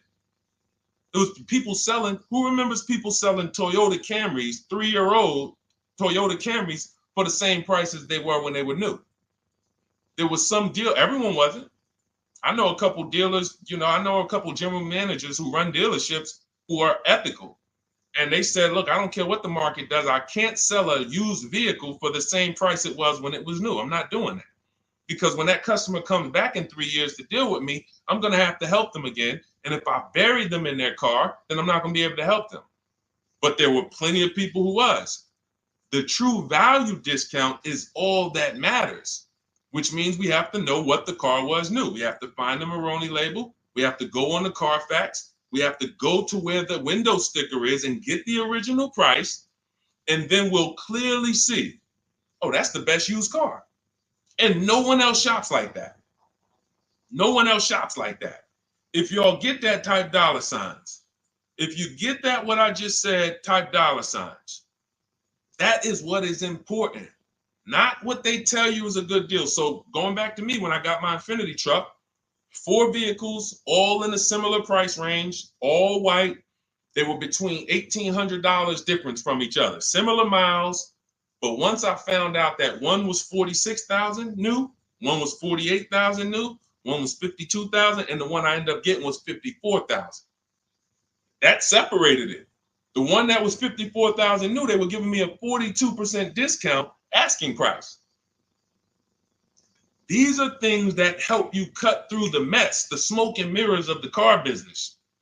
In order for you to win and pay less than everyone else, you have to cut through the smoke and mirrors. That's what I'm great at showing you because I was in the business.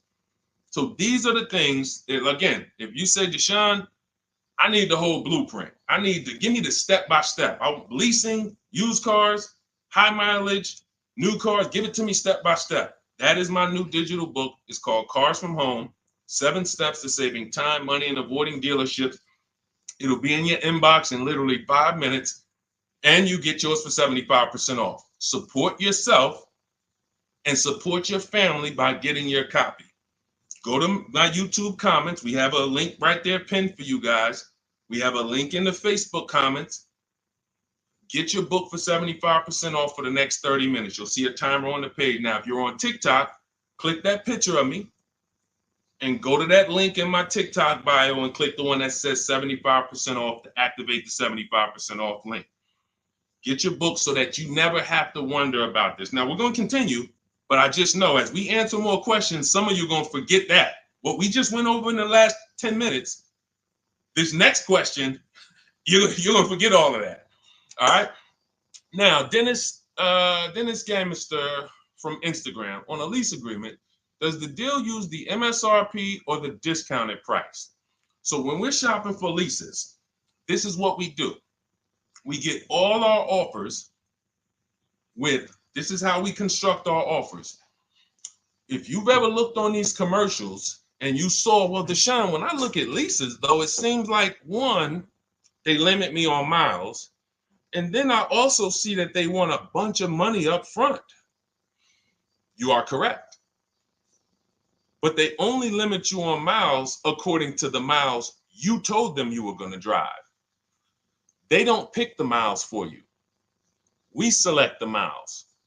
And what ends up happening is people will, because they typically don't know how to shop, they're negotiating.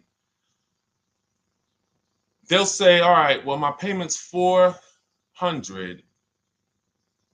That's my budget.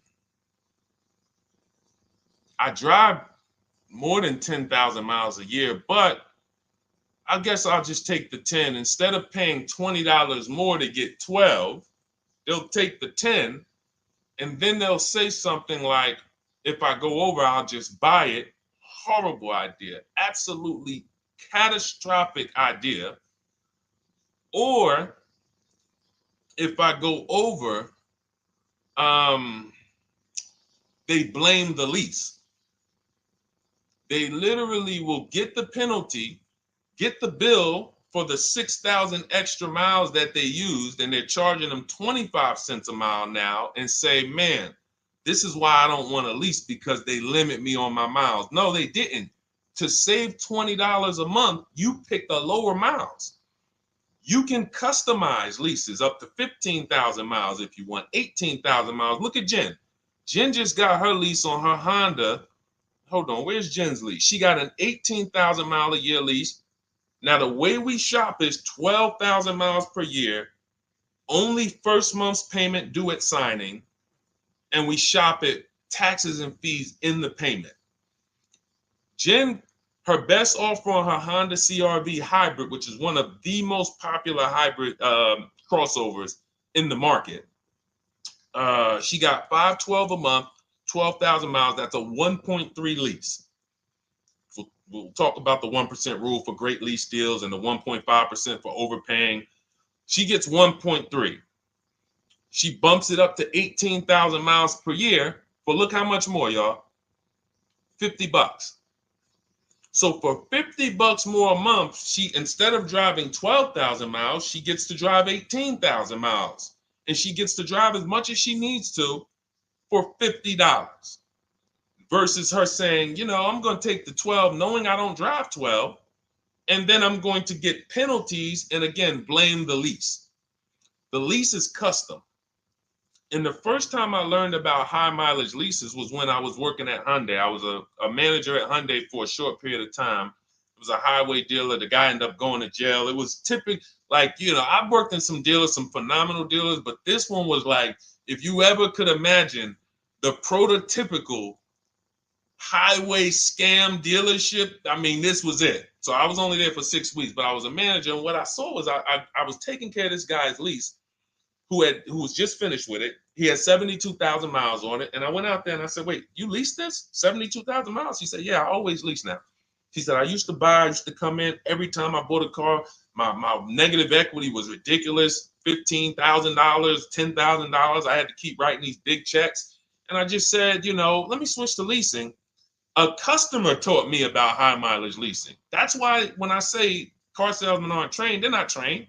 We learn things by intuitiveness and curiosity, and you know, we're not trained on finance and insurance and leases versus buying, none of that.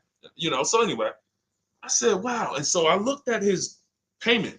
This guy is only paying like $175 more a month, not even, to drive 25,000 miles a year.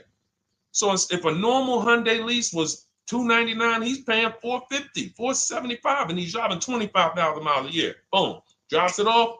Boom. No negative equity, none of the trash that most high mileage drivers are dealing with. So when we are shopping for a lease, we have to shop with our template. Whenever you're getting your lease quotes, it's 12,000 miles a year, first month's payment only due at signing, taxes and fees in the payment. Assume tier 1. That's what we blast out. In my book, I have something called the 25 to 5 strategy. We connect with 25 dealers online. You use my email scripts, copy and paste. We're going to get 5 offers. This will take you. You saw Ansley. He said, I started it Saturday. By Monday, I accepted a deal. This doesn't matter. This is a 24, 48-hour turnaround to start getting offers on these vehicles. Now,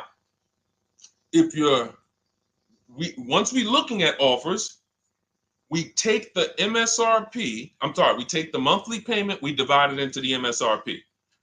So let's just say we're shopping for a vehicle. It's $40,000. One of our offers is $400 a month.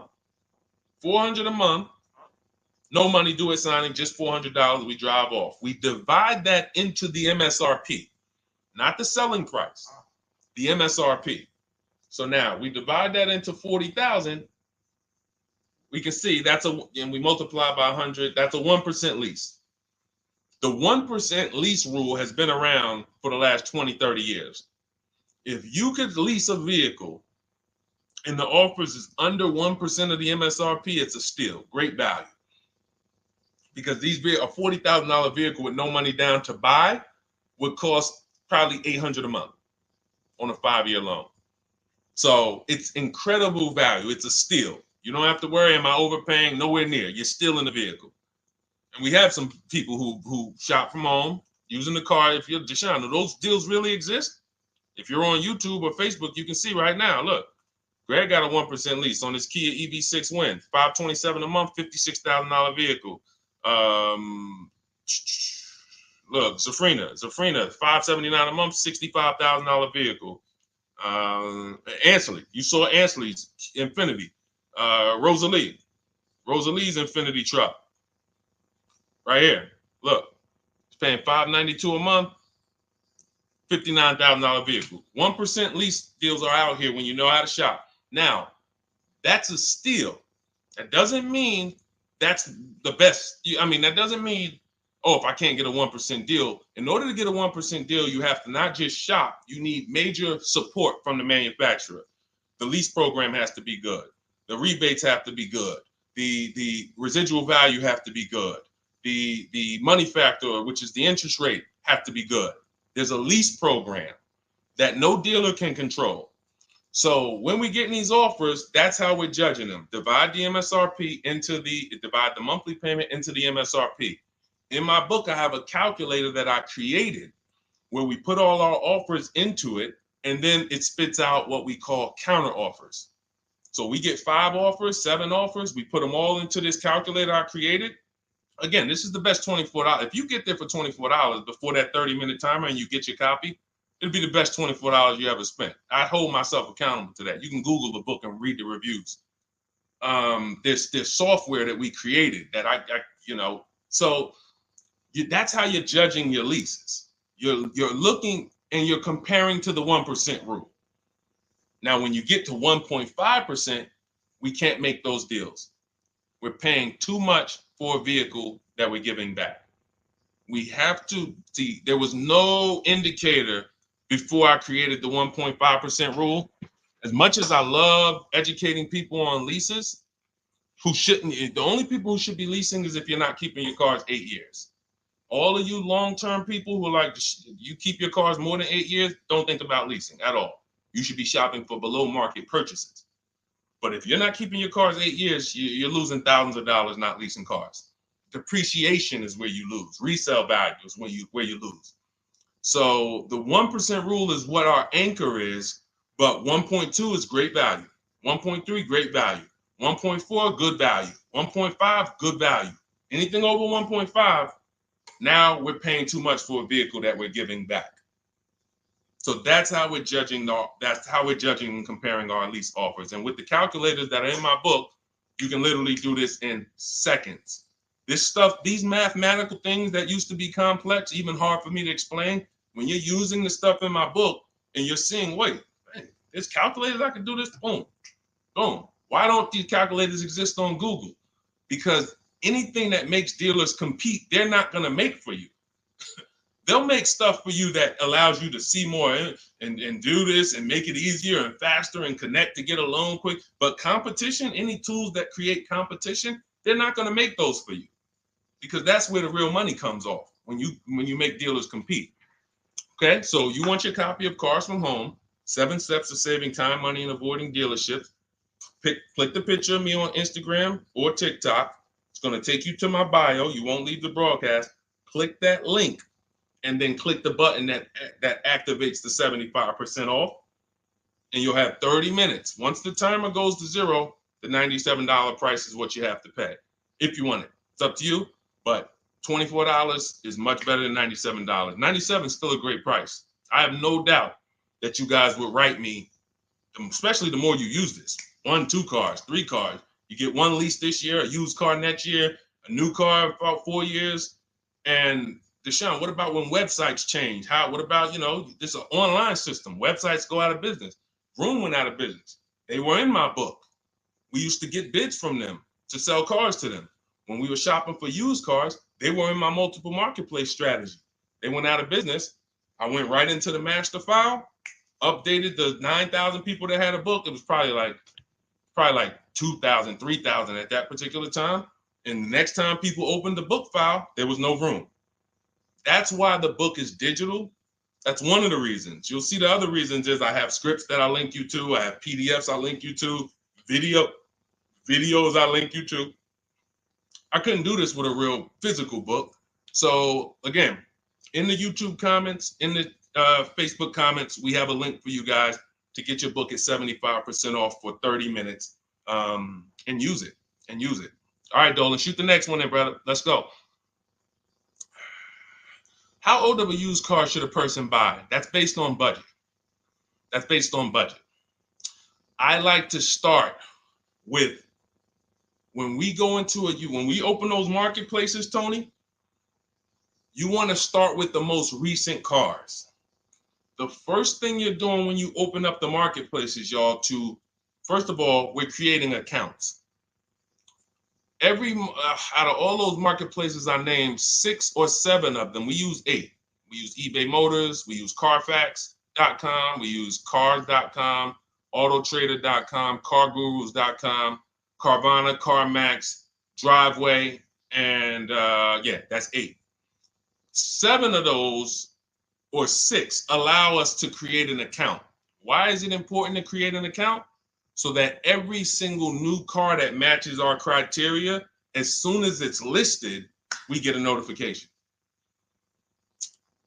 The people who have that notification on, most of them don't know how to assess the market like I'm showing you.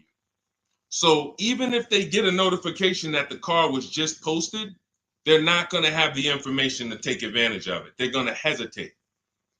What we do is the first thing we do after we create our account is we're now assessing the market. Where's the low prices? Where's the high prices? And I'll usually go 3 years back, sometimes 4 years back, and let's assess the market. Now, I have another calculator in the, matter of fact, let me show this to you guys. I have another calculator. It's called the Perfect Budget Calculator. The Perfect Budget Calculator. What this does, you guys can't see this on YouTube, but you can see it on you can't see this on TikTok. But if you go over to YouTube, Facebook, or Instagram, you'll be able to see what I'm sharing right now. Now,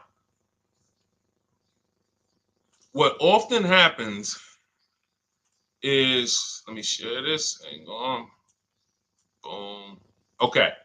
So now what often happens is a lot of you will say, I could put down $2,000, but, if I don't have to, then I won't. Or, if you get a car and you pay $15,000, if you pay $500 a month for 5 years, that's a lower price you paid than paying $500 a month for 6 years. So ways to manipulate our budget is to shop within our budget for a shorter loan. This is all stuff where I said, okay, people don't know they need to be doing this. So let's make a tool that does it for them. And this is, you get access to this when you get your copy of Cars from Home, my book. So let's say we do something called an equity assessment. Everybody who has a car, remember I was mentioning a little while ago, we go to these websites, Driveway, all these, and we find out what our car is worth. Let's say you're like, man, okay, if I sell my car to CarMax, I'm actually going to have $3,200 of equity. All right, so when I sell, I'm going to put that into my budget. All right, now my down payment, max I could comfortably do is $1,500. That's max. Now, we use the average interest rate.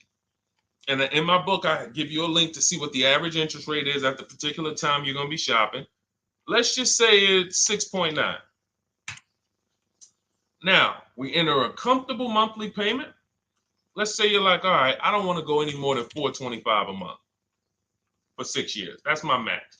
You enter your state so we can pull the taxes and we can pull the fees. New Jersey, calculate budget goals. Now it's going to ask you a comfortable monthly payment on a 5-year loan. You might say, all right, same thing.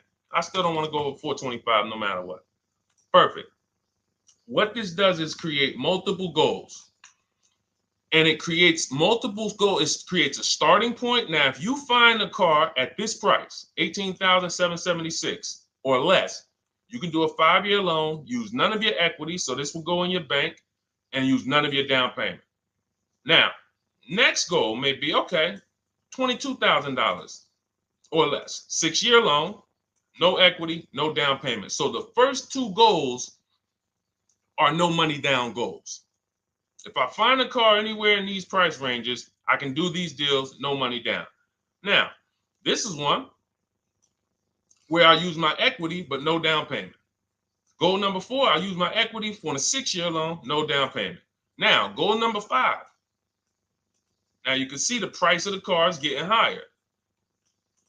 Use equity, use my use equity and down payment, but it's 5-year loan. And then here is your max budget. Your max budget, which is fine. There's nothing wrong with if you find a vehicle that, once you use this and you find the best price vehicle, as long as you are under this number, you are fine. The problem is when you go over that number. The problem is when you go over budget. All of these goals are your budget.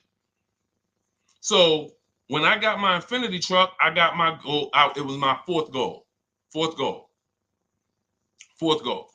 Now, this is how you make sure when you go out to shop, and look at the top. What does it say? You select your state determines the sales tax, will factor it in, give you precise figures. Now, you'll notice, what about the fees, Deshone? Don't all these cars charge fees? We've already factored in the taxes, and we've added $1,000 for fees. What is $1,000? The documentation fee and the motor vehicle fees. It's all in there. So you can go out and know that's my max budget. I cannot buy a vehicle, make a deal on a vehicle where my purchase price is more than $26,729. That's the perfect budget calculator. So there are certain things that I had to create. No one does them. Everything that I was referring you guys to, all the websites, I was doing this, and there was some things where I couldn't refer you to anything because it doesn't exist. We had to build it. So this is how we make sure we are shopping, whether it be for new cars, used cars, below our budget. And that's not how you make, but here's the thing. I need you, before we go to the next question, I need you to understand something. That doesn't make sure you pay below market price.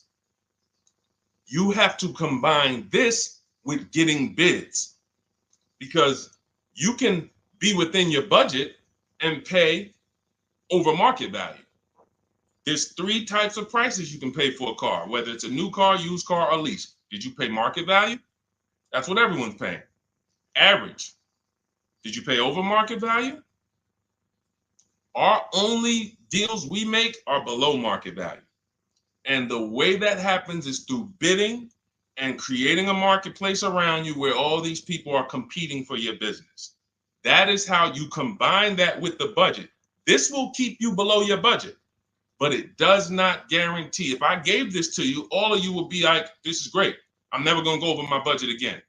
But it does not, until you combine that with getting bids for whatever you're looking for, you still run the risk of overpaying, even if you're under budget.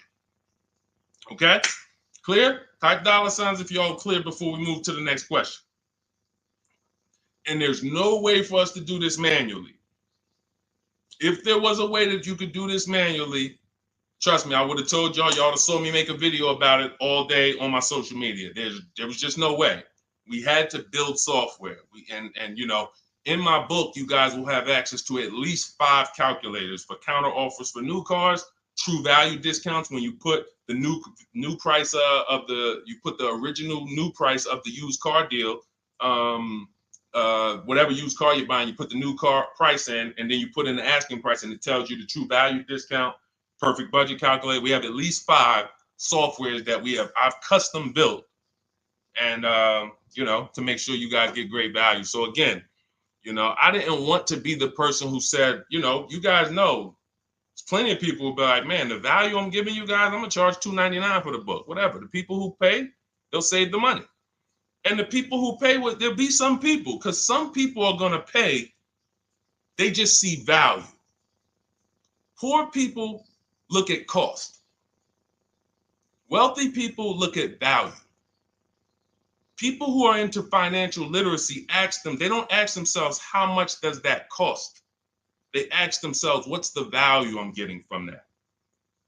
And I could have said, well, you know what? I'm going to help you pay less than everyone on new cars, used cars, leases. We'll do $200, $300 for the book. And I only want to sell it to 1% or 5% of the pie. But at the end of the day, my mission is to help as many people want to be helped. And so that's why I said, okay, $97. But even our welcome offer, you got a chance to get it for $24 if you get there before the 30 minutes is up. Okay? YouTube link, get your copy. And make sure you save the support email, guys. If you see it scrolling across the screen. If, for instance, you don't get your book in 5-10 minutes, it's usually because you typed your email wrong. Reach out to my support team. They'll get you the book immediately. And soon as you pay, go to TikTok. Look, y'all see the links. Go to my bio on YouTube and Instagram. Get your copy. And as soon as you pay your $24, there's going to be a page that says screenshot this page. Right on that page, you can access your book. I want you to have the book immediately, but I also, in case some of you type wrong, big thing, we fat finger stuff. I want you to have the support email so that you can reach out to my team so we can make sure that book is in your inbox so you can use it and start saving money and building confidence. Okay, Dolan, next question, man. Let's keep it rolling. Okay, there's something about Mary on Instagram. I bought a car as is, and in less than a month, motor lock. Can I sue for selling me a lemon? I'm not a lemon law attorney, but that is not what a lemon law case is based off of, in my understanding. Lemon law case is based on you buying a vehicle and the same thing continuing to go wrong at least 3 times. That's a general overview of, what the lemon law process is. And if y'all are enjoying the broadcast on TikTok, can y'all just double tap the screen and keep running those likes up? Every time y'all do that, y'all help TikTok bring more people here, and I appreciate it. If you're going to spend some time with us and, every time just you hear something you like and you're like, man, we got to share this. Oh, and shout out to Madhu for sharing. Here's the thing. I made a video about this the other day because a friend of mine got a used vehicle and the transmission went out on him in about a month. So it wasn't the engine. But when you buy a vehicle as is, it's very tough for you to have any recourse, anything that you can do, because you're signing a contract that specifically says as is. It's very tough. What I would do if I was you, because the damage is done, I just find out what it would cost me to put a used engine in the vehicle, rebuilt in a used engine, salvage yard. You need to, and especially if you're buying cars that you're paying cash and you're buying as is cars, these are probably cars that are under 10 grand, 12 grand. You need a mechanic. See, because that's a strategy. There is a great strategy called buying inexpensive cars and having a local mechanic so you could do what's right. Oftentimes you could drive those cars for a year or two and sometimes sell them for what you got for them because you've outlived the depreciation. Those cars are not depreciating as much unless you overpay for them. If you overpay for it, then it's going to drop because you overpaid for it. But if you pay a great price on some of these vehicles, you can oftentimes win with this, but it requires skills. One of the skills is, how do I avoid engine issues, transmission issues? So a couple things. for those of you who may be going this route, you need to narrow your search down thoroughly based on title history, service records, accident history. That oftentimes you'll see, if I typed in right now 2018 Subaru Outback longevity. That's one of the things we do. It's in the fourth step of my book. Before we get prices on anything, we do a quick 5-minute search to make sure these aren't bad cars. There are bad cars out there, but there's data that shows us. If I type that in, it'll tell, okay, these vehicles are known for lasting 100,000 to 300,000 miles, depending on how they're maintained. That means you could have a quality vehicle, but if it wasn't maintained correctly by the first owner or owners, it's going to break down. The life cycle is cut short. These are preventable mistakes by simply checking Google. Now, we narrow these things down based on title history, service records, accident history. Once we do that, I don't mind buying a 10-year-old. I bought a car that was it's my around the city car. I drive it probably 200 miles a month. I bought it from a owner in South Orange. He was a 98-year-old man. He's had it for 10 years, and he knew everything about it. He leased it for 3 years, then he bought it. So he's really had the car for its entire life cycle. That's what you want, because you're able to look and see the service records. I don't mind. We have to take the risk off of ourselves, and the risk off of ourselves with used cars to prevent ourselves from buying these used cars that are breaking down on people, and they're always in the shop, and they're dying on the road, and you got to keep the tow truck on speed dial. It's simply a matter of checking to see the reliability records of the car, which is easily accessible on Google, the way I just said, and then making sure the one we get was actually maintained correctly. And that's going to give us the best chance of having a great experience. These are the steps we must take. But in your particular case, there's probably, I don't think you have a case. You can certainly reach out to a lemon law attorney. I don't think you have a case at all. I think because it's buyer beware with cars. It's buyer beware. That means it's on you. If something goes wrong, it's on you. And so what I would do is I would find a local mechanic that I trust, that everyone loves in the neighborhood, and I've been there for 10 years, 20 years. And I would say, listen, can you find out what it would cost me to put another engine in this vehicle? My father did this on his GMC Envoy about 6 years ago. It was a 2008 Envoy. The engine went out on him. He put a new engine in the vehicle. One of the best $2,000 he ever spent, $2,000 or $2,500, whatever it cost him. They put a new engine in that vehicle. He still has it. He's about to sell it for about $4,000. He's had that vehicle from 2013. Think about that.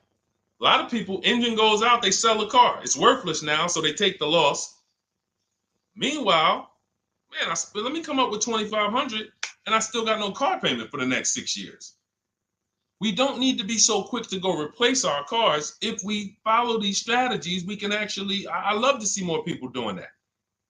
Just go fix the car. But don't go to the dealership to fix it when they tell you, hey, the engine's going to cost $10,000.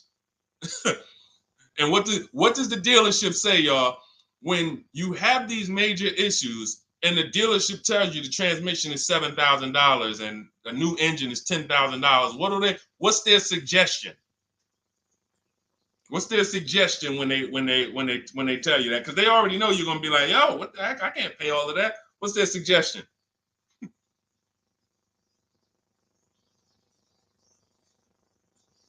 see, let me give y'all some time to type. I just want y'all to know, this is how the system works. So I know somebody. Look, thank you, J. June. Trade it in. Thank you. You see how we can? Oh, look, N.Y. Anderson, buy a new one. So what they do is, exactly, Victoria, they're going to suggest a new vehicle. So if we know, now watch this, as your vehicle is worthless, you don't have any opportunity to put it on a competitive market to see Well, how much would somebody pay for that? They've already assessed the value, and they want to structure your deal, have you take that major loss for that engine. They're going to put the engine in for a lot less than that, and they're going to resell it, and now they sold you another car. When you could have just literally went to a mechanic, got a rebuilt or got a used engine, put in that vehicle, cost you $2,500, maybe $2,000, and literally you're on the road for another couple years with no car payment, keeping money in your household versus now I'm in another $400 a month payment. Okay? This is what it's about.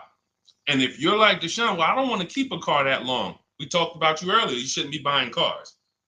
Because the keepers on here who keep cars 8 years, 10 years, who has a car they've had in their driveway for more than 8 years? Type the number of years. I want to explain something we're gonna help a couple people learn a lesson here about themselves, because they're gonna be like, they're gonna realize they're not keepers. Look, look, we need to show people, because some people think, oh, I keep my cars a long time. I keep them about 6-7 years. We need to show that that's not a long time in the world of cars and depreciation. So Michael, 15 years. Michael got a car that he's had for 15 years. Let's go. Type the number of years you've had it if it's more than 8. Look, Vancia, 11 years.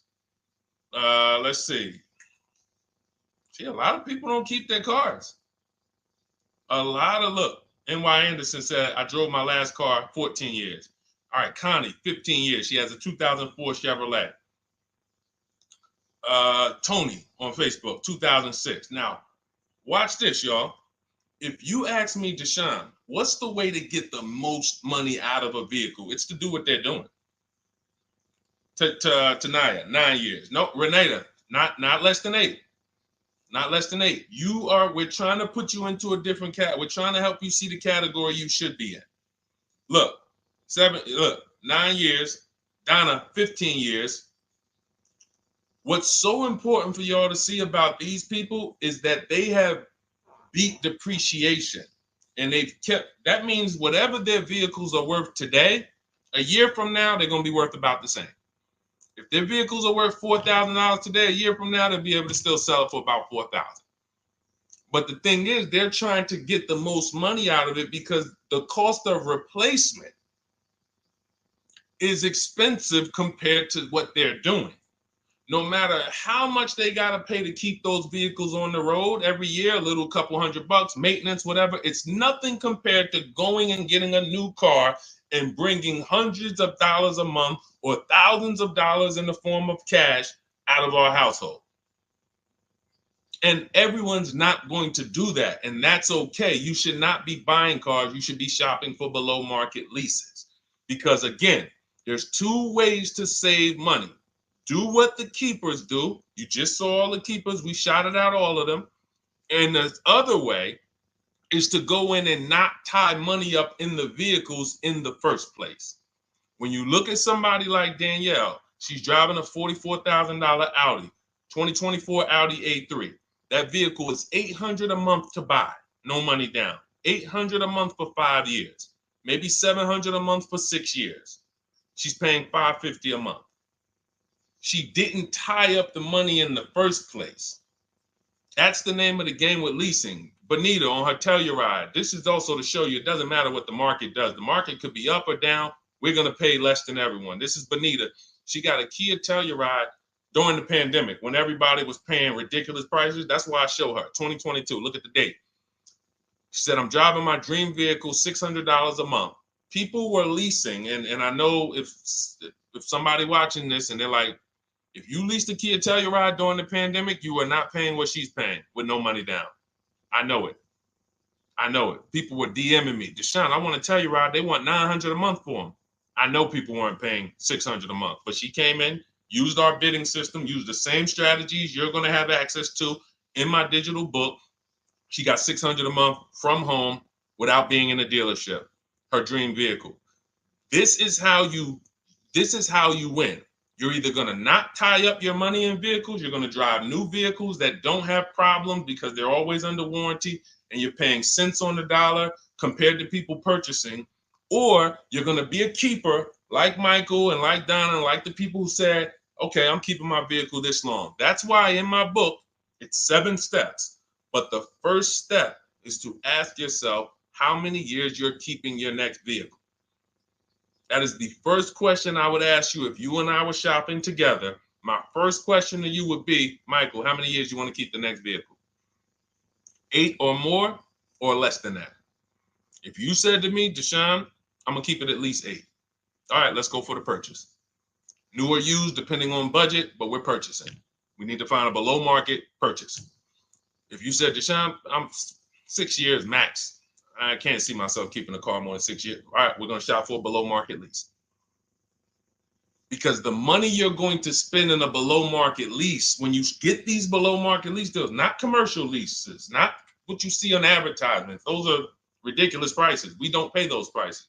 None of these people that you see, Greg, Charles on his Palisade, none of these are advertisements. They're thousands less.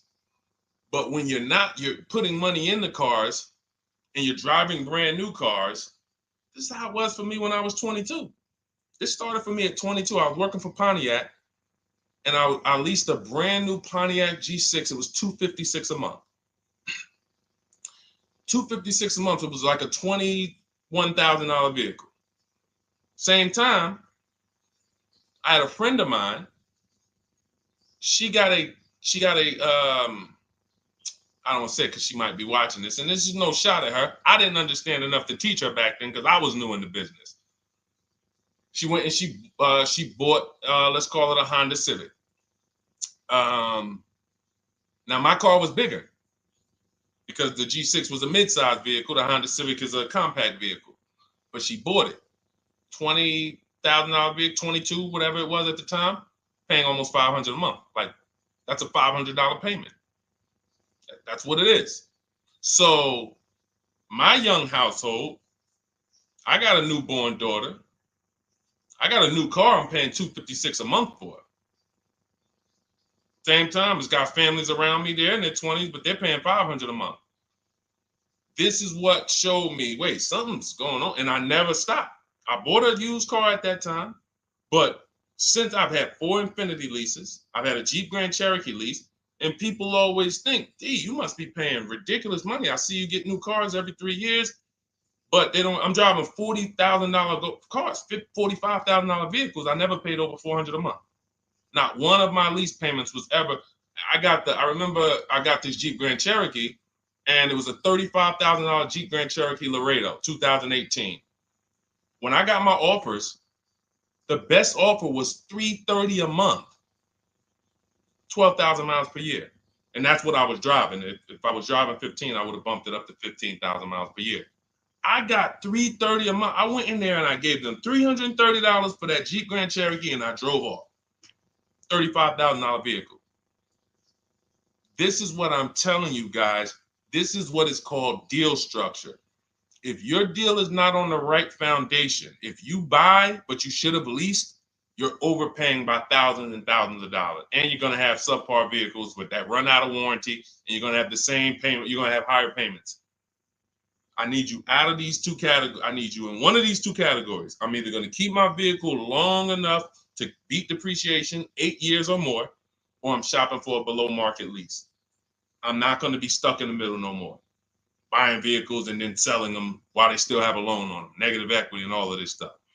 This is paramount.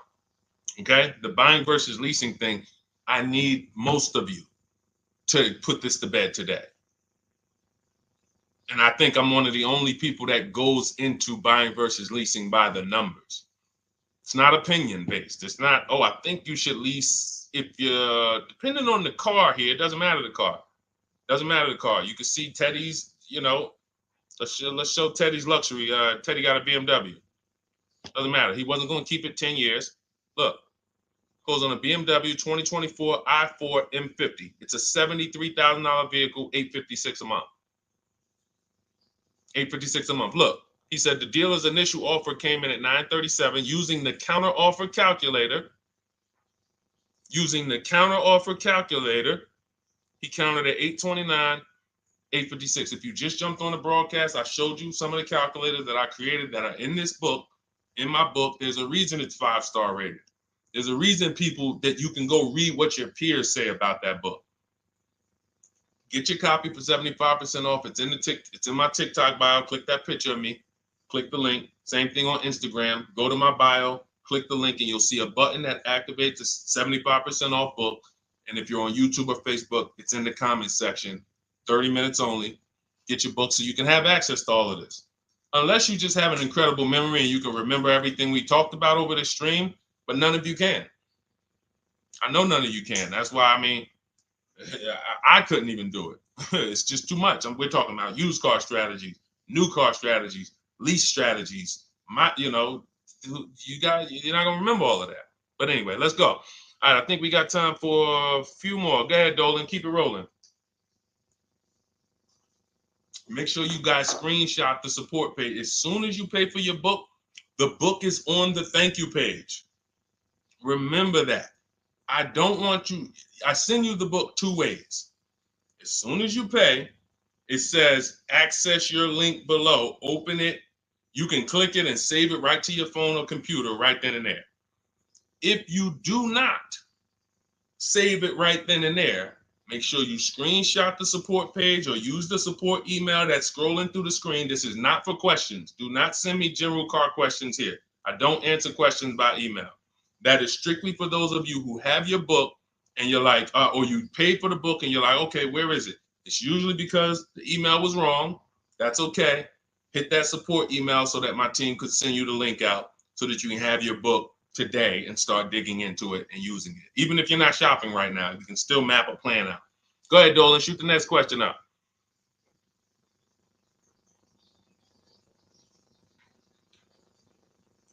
All right, this is Victoria from TikTok. Any tips for how I can get the highest trade-in value for my existing vehicle? Of course, bids.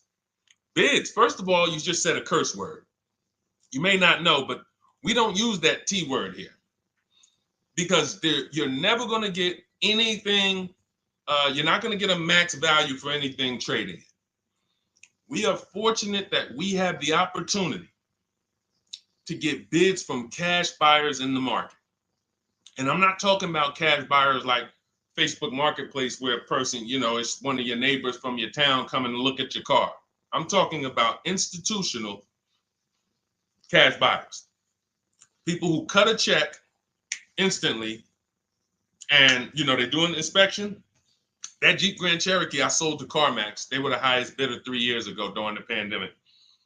I'm not going to tell you what I made because those values don't exist anymore. So it just doesn't even make sense. But, those of you who were watching my videos earlier 3 years ago or using my tips, you guys cashed out and made ridiculous money. When corporations were trying to make money on people, we made money too.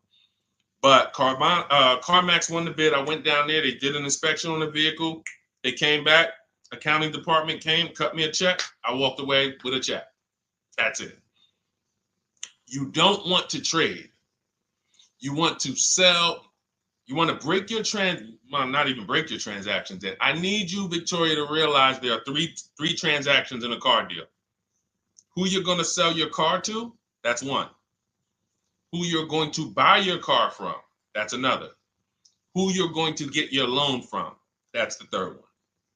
Now, you're not always cash buyers. Deshone, I pay cash, then you don't need that. Deshone, I don't have a vehicle to replace, then you don't need that. But how do we make sure we get the highest value or the biggest discount? Bids. Each one, we make the market bid. So what you should do right now, Victoria, this is step 2 in my book. After we decide whether we're going to buy or lease our next vehicle, that's step 1. Then we move to what is called the equity assessment. We need to find out, do we have equity or negative equity? Equity assessment. We call our bank. If we have a loan, we find out what our payoff is. Then we're going to go to carmax.com. I'm going to give you the 6 companies. This is the equity assessment process. We do this for leases too. I don't know if we have time to go into that, but I'm sure there's people on here who didn't know you could sell a lease. Type a question mark if you didn't know. Deshone, what do you mean selling leases? I never heard of that before. Type a question mark if you didn't know you could sell leases. We have an equity assessment process for that too. But what you would do is you go to CarMax, Driveway, Carvana, Kelly's Blue Book Instant Cash Offer. This takes 20 minutes. Auto Nation, Sell My Car, and Car Gurus, Sell My Car. Car Gurus, Auto Nation, Kelly's Blue Book Instant Cash Offer, Driveway, Carvana, CarMax. 6 offers in 20 minutes. That's bids. See, everything we do is a bid. That's how we have peace of mind. We don't negotiate. We make people negotiate with each other. There's 2 schools of thought. I want to remodel my kitchen. I want to remodel my whole kitchen. I go in and I have 5 people come out to give me a quote. One of them comes in and I start negotiating with them. Hey, you got to take less. Hey, you got to take less. You got to take less. I don't know if it's a good price or not. But when I come in, the first person comes in, I say, hey, okay, great. Is this your best offer? I'm having a couple other people come by. Oh, okay. Okay, thanks a lot. Next offer? Oh, next offer? Oh, well, listen, look, I could beat that. Oh, I'll give you another 5,000 off. They're competing against each other. When someone knows you are shopping their competition, you're making them compete with each other. They're negotiating with each other, not with you. That's a bar. Type of exclamation point if you got that. When people know you're making them compete with their competition, they're negotiating with their competition, not with you. That's the power of bidding. That's why we got grandmothers and single mothers that can come in and do this. That's why we got people who can come in and do this. You know, how are people getting these prices? Not negotiating, because they're making people negotiate with each other to earn their business. They're making banks negotiate with each other to earn their business. It's a beautiful thing. Banks and dealerships depend on you not making them compete. They want to negotiate with you and try to make you imagine and make you think, well, that's the bottom. That's the bottom. And you think that's the bottom, but that's only their bottom. Their competition's bottom is different. Their competition's best interest rate is different. Their competition's best discount is different. And why is what we do so easy? Because we're right here in our houses. That's why our entire system, our company, my book, our mindset is called Cars from Home. Cars from Home. It encompasses everything we do. Cars from Home. So that's what you do, Victoria. First thing you do is you go to those 6 websites, get your 6 cash offers, and that's going to be higher than any dealer you would ever consider trading the car to. Guaranteed. And this also allows us to eliminate the fake emails we get. All of this stuff is computer generated. I know you guys get these emails. Hey, Deuce, great news. We need your 2016 Kia Optima. We have a customer looking for it. We'll pay you $2,000 over MSRP. Who's gotten those emails? We'll pay you $2,000 over Kelly's Blue Book. Who's gotten those emails? Deuce, the list is CarMax, Carvana, KBB Instant Cash Offer, Driveway, Auto Nation, and Car Gurus. Car Gurus. That's step 2 in my book, the equity assessment process. This is stuff we do before we start shopping. Decide whether we buy or lease is step 1. That's going to put our deal on the right foundation. Step 2 is the equity assessment. Everything we do is a path. It's a clear, easy path. Okay, so yeah, I forgot the question that I just asked, but let's go. I could already tell. See, I could tell when I'm winding down because y'all could tell stuff will start blurring to me. That's why I'm like, see, and if that happens to me, I know it happens to you. Like that's why I'm like, listen, grab your copy of Cars from Home. It's a digital book. You'll have it in your inbox in minutes. It's continued updates. I probably updated that book 5 times since we originally launched it. Added calculators to it. Those weren't in it originally. I've added the calculators. I'm committed to making stuff better without being like, Like, imagine this. Oh, well, you bought volume 1 of Cars from Home, but I just put a new tool in, guys. Now you're going to get volume 2. And now every time a website changes, you got to get volume 2 and volume 3. And 5 years from now, you're getting volume 9 each time. It's like, no, literally one-time cost. And I can't tell you if that'll be around forever. I can't tell you that. I can't tell you 3 years from now I'm going to be giving free updates of the book. I don't know, but I know today that's what it is. Everyone who gets their book, you get free updates as I update the book, because there's value in that. There's value. I can send an email out to people every 3 years and ask them, hey, did you enjoy the book? They're going to say, hey, yeah. Well, here's the thing. My new version is this. There's value in that. It could just be $24. They're already a believer. Someone who used the book's already a believer. So they'd be like, yo, the new version, oh, I'm about to shop again. $24. I'll pay it again. It's the best money I ever spent. But for now, I'm not doing that. Those of you who have the book, you will get free updates, and we'll keep you on the list to make sure you always get free updates of the book. So your link for 75% off is in the YouTube comments. It's only good for 30 minutes. It's in the Facebook comments, and it's in my Instagram and TikTok bios. Click those links in my bio. Click the button that says 75% off my new book. Get there before the $97, before it goes back up to $97. And make sure you save the support email, guys. Screenshot the support email. It's scrolling across the bottom of the screen. If that book is not in your inbox in 5 minutes, I want you to email my support team. Make sure you check your spam. And I also want you to, as soon as you purchase, you'll see, I say, hey, access your book below. So there's a link where you can click, open it up, get your book immediately if you want to download it, but I also email you a copy. But make sure you save the support email just in case. And again, that email is not for questions. Okay, it's not for car shopping questions, nothing like that. That's only to make sure you get your book. Okay, so great. Listen, great job. We've been on here about 1 hour and 20 minutes. Great questions. You guys know I like to go into detail in these questions. I would love to be able to get through 100 questions in 1.5 hours, but that's just not the way it works. We're not talking about buying, $100 items here. If we were talking about house buying, we'd have to go into detail. These are major items. This is the most expensive item y'all are going to buy behind your house. Think about that. And think about how many people are there to protect you when you buy a house. Think about how many people have licenses. See how that question got asked earlier? Can they sue if it was a house and they did you wrong? Sure.